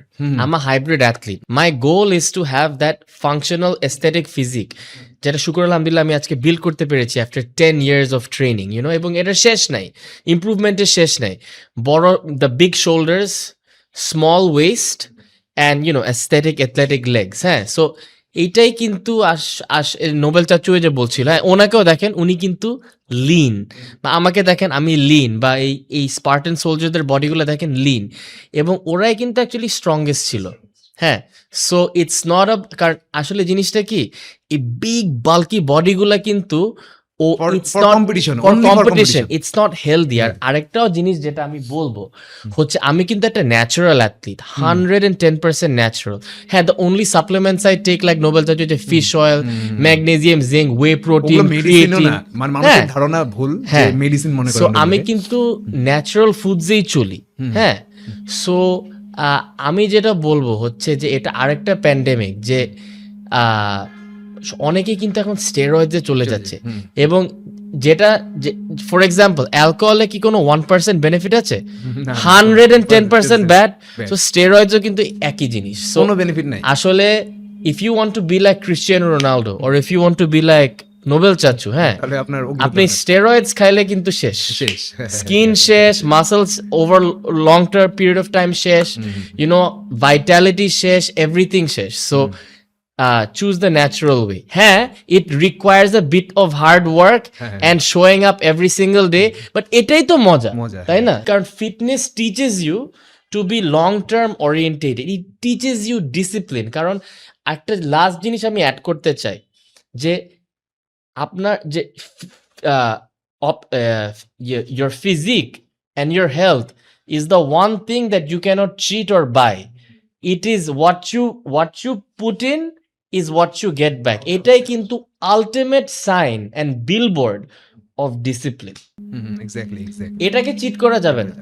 এই জন্য আমি অসংখ্যবার বলি যে যারা জাস্ট কম্পিটিশন করতে চাচ্ছেন, যে হ্যাঁ আমি ইন্টারন্যাশনাল লেভেলের প্লেয়ার হব, তারা বাদে আবার মাইন্ড সেটও ঠিক আছে, ফ্যামিলি ব্যাকগ্রাউন্ডও ভালো, কারণ ওইরকম প্লেয়ার হতে গেলে আপনার টাকাও থাকা লাগবে, আর্নিংসও ভালো, তারা ছাড়া কেউ স্টেরয়েডে যায় না, তাও প্রফেশনাল ট্রেনের আন্ডারে। যেমন আমি কিন্তু কম্পিটিশন খেলার জন্য স্টেরয়েড ইউজ করেছি একবার, কিন্তু আমি সেখান থেকে বেরিয়েছি। আমি এখন সবাইকে ফাংশনাল স্ট্রেন, মানে আমাদের অ্যানসেস্টররা যেভাবে বাঁচতো, যে হচ্ছে তারা যেই সকল মুভমেন্টগুলো করতো ফাংশনালি, সেগুলো যেন আমি করতে পারি বৃদ্ধ বয়সে গিয়েও, সেই রকম ট্রেনিংগুলো আমি করছি, যেটা নোবেল ভাইও করছে, আপনিও করছেন। এটাই শেখানোর চেষ্টা করছি। ওনাকে দেখেন, বা এই যে আমরা এই যে এখন যে করছি, বা এই যে ক্রিশ্চিয়ানো রোনাল্ডোকে দেখেন, বা আমাদের যে সাহাবা ওয়ারিয়ার্স গুলোকে দেখেন, from the from our religion, বা ইফ ইউ লুক এট আগের কালের মানুষ, ওদের কি স্টেরয়েডস ছিল? ওদের কি 7-8 বার খেতে হতো মানে how are they so strong powerful অ্যাক্টিভিটির তাই কারণে না? সো মাসলগুলো ইটস আ গেস হতো। মেন্টাল, হুম, এটা মেন্টালি এন্ড ফিজিক্যালি হুম, এটা if you are discipline over time you can become strong এবং ওইটা আপনি ধরে রাখতে পারবেন। আমি জাস্ট আরেকটা জিনিসও অ্যাড আচ্ছা, করতে চেয়েছিলাম যে এই যে আমরা যে আমাদের রুটিন নিয়ে কথা বললাম, সো একটু ফিটসমনিয়া নিয়ে একটু কথা বলতে চাই। সো বেসিকলি যেটা চাচুকে অলসো দেখাতে চেয়েছিলাম, হ্যাঁ, হ্যাঁ। ফিটসমনিয়া হচ্ছে বাংলাদেশের first ever all inclusive app. হ্যাঁ, সো এই যে আমরা যে what is fitness, training, nutrition and rest. So training এর থেকেও কিন্তু সবচেয়ে বড় ফ্যাক্টর হচ্ছে যে নিউট্রিশন। নিউট্রিশন। হ্যাঁ, তো আমাদের ধরেন for the apart from fitness freaks like us, apart for the general people, এই নিউট্রিশনাল যে নলেজটা সো এই অ্যাপ মাধ্যমে once you sign in, এই যে নিউট্রিশন ট্র্যাকার দিয়ে once you set your goal whether it is to gain muscle or lose fat, so ওরা একটা এরকম অটোমেটেড একটা Add এআই করেছে, হ্যাঁ। ওরা জেনারেট করে দেয় যে আপনার কতটুকু carbs, fat, protein, water intake করতে হবে। And then through the second thing I want to say is AI food scanner দিয়ে এই যে আপনি ছবি তুলতে পারবেন যে আপনার ব্রেকফাস্ট, লাঞ্চ, ডিনারে আপনি এই ক্যামেরাটা দিয়ে আপনাকে বলে দিবে যে আপনার কতটুক ক্যালোরি খাওয়া উচিত বা হোয়াট ইউর ইটিং। তারপর অলসো উজ্জীবক একটা এআই জেনারেটেড চ্যাট আছে যে for anyone that has maybe diabetes or cancer, anybody কোনো ফিটনেস রিলেটেড প্রশ্ন যদি থাকে এখানে তারা জিজ্ঞেস করতে পারবে। তারপর অলসো একটা কোচেস সেকশনও আছে যে whether you are living in Bangladesh or abroad, বাংলাদেশের যে সব টপ সার্টিফাইড যে ফিটনেস কোচেস তাদের নিজস্ব প্ল্যান দেওয়া আছে বা nutritional experts, হ্যাঁ, এখানে you can get all inclusive over here। আর আরেকটা হচ্ছে যে আমরা তো যেরকম we love fitness এবং আমরা whether we are with people or not with people আমরা we can do that, but যাদের একটু মোটিভেশন নিয়ে সমস্যা আছে, so you can also find fitness buddies through this app and also nearby gyms আপনার location অনুযায়ী। So it really is like a life-changing app for people to gain more knowledge and also to find the right guidance. So চাচু আপনার থটসটা কি ফিটসমনিয়া নিয়ে? How can it do on a local and international platform Bangladesh? First of all আমি এত idea ছিল না যে এই ফিটসমনিয়া এটাতে এত ইনফরমেটিভ, এত ডিটেইলিং করা আছে। আসলে দুইটা জিনিস হতে পারে, একটা হলো মোর introducing this to across, not only for fit people, যারা আনফিট তাদের কাছে রিচ করা, ওয়ার্ড অফ মাউথ হতে পারে, little bit of marketing campaign হতে পারে।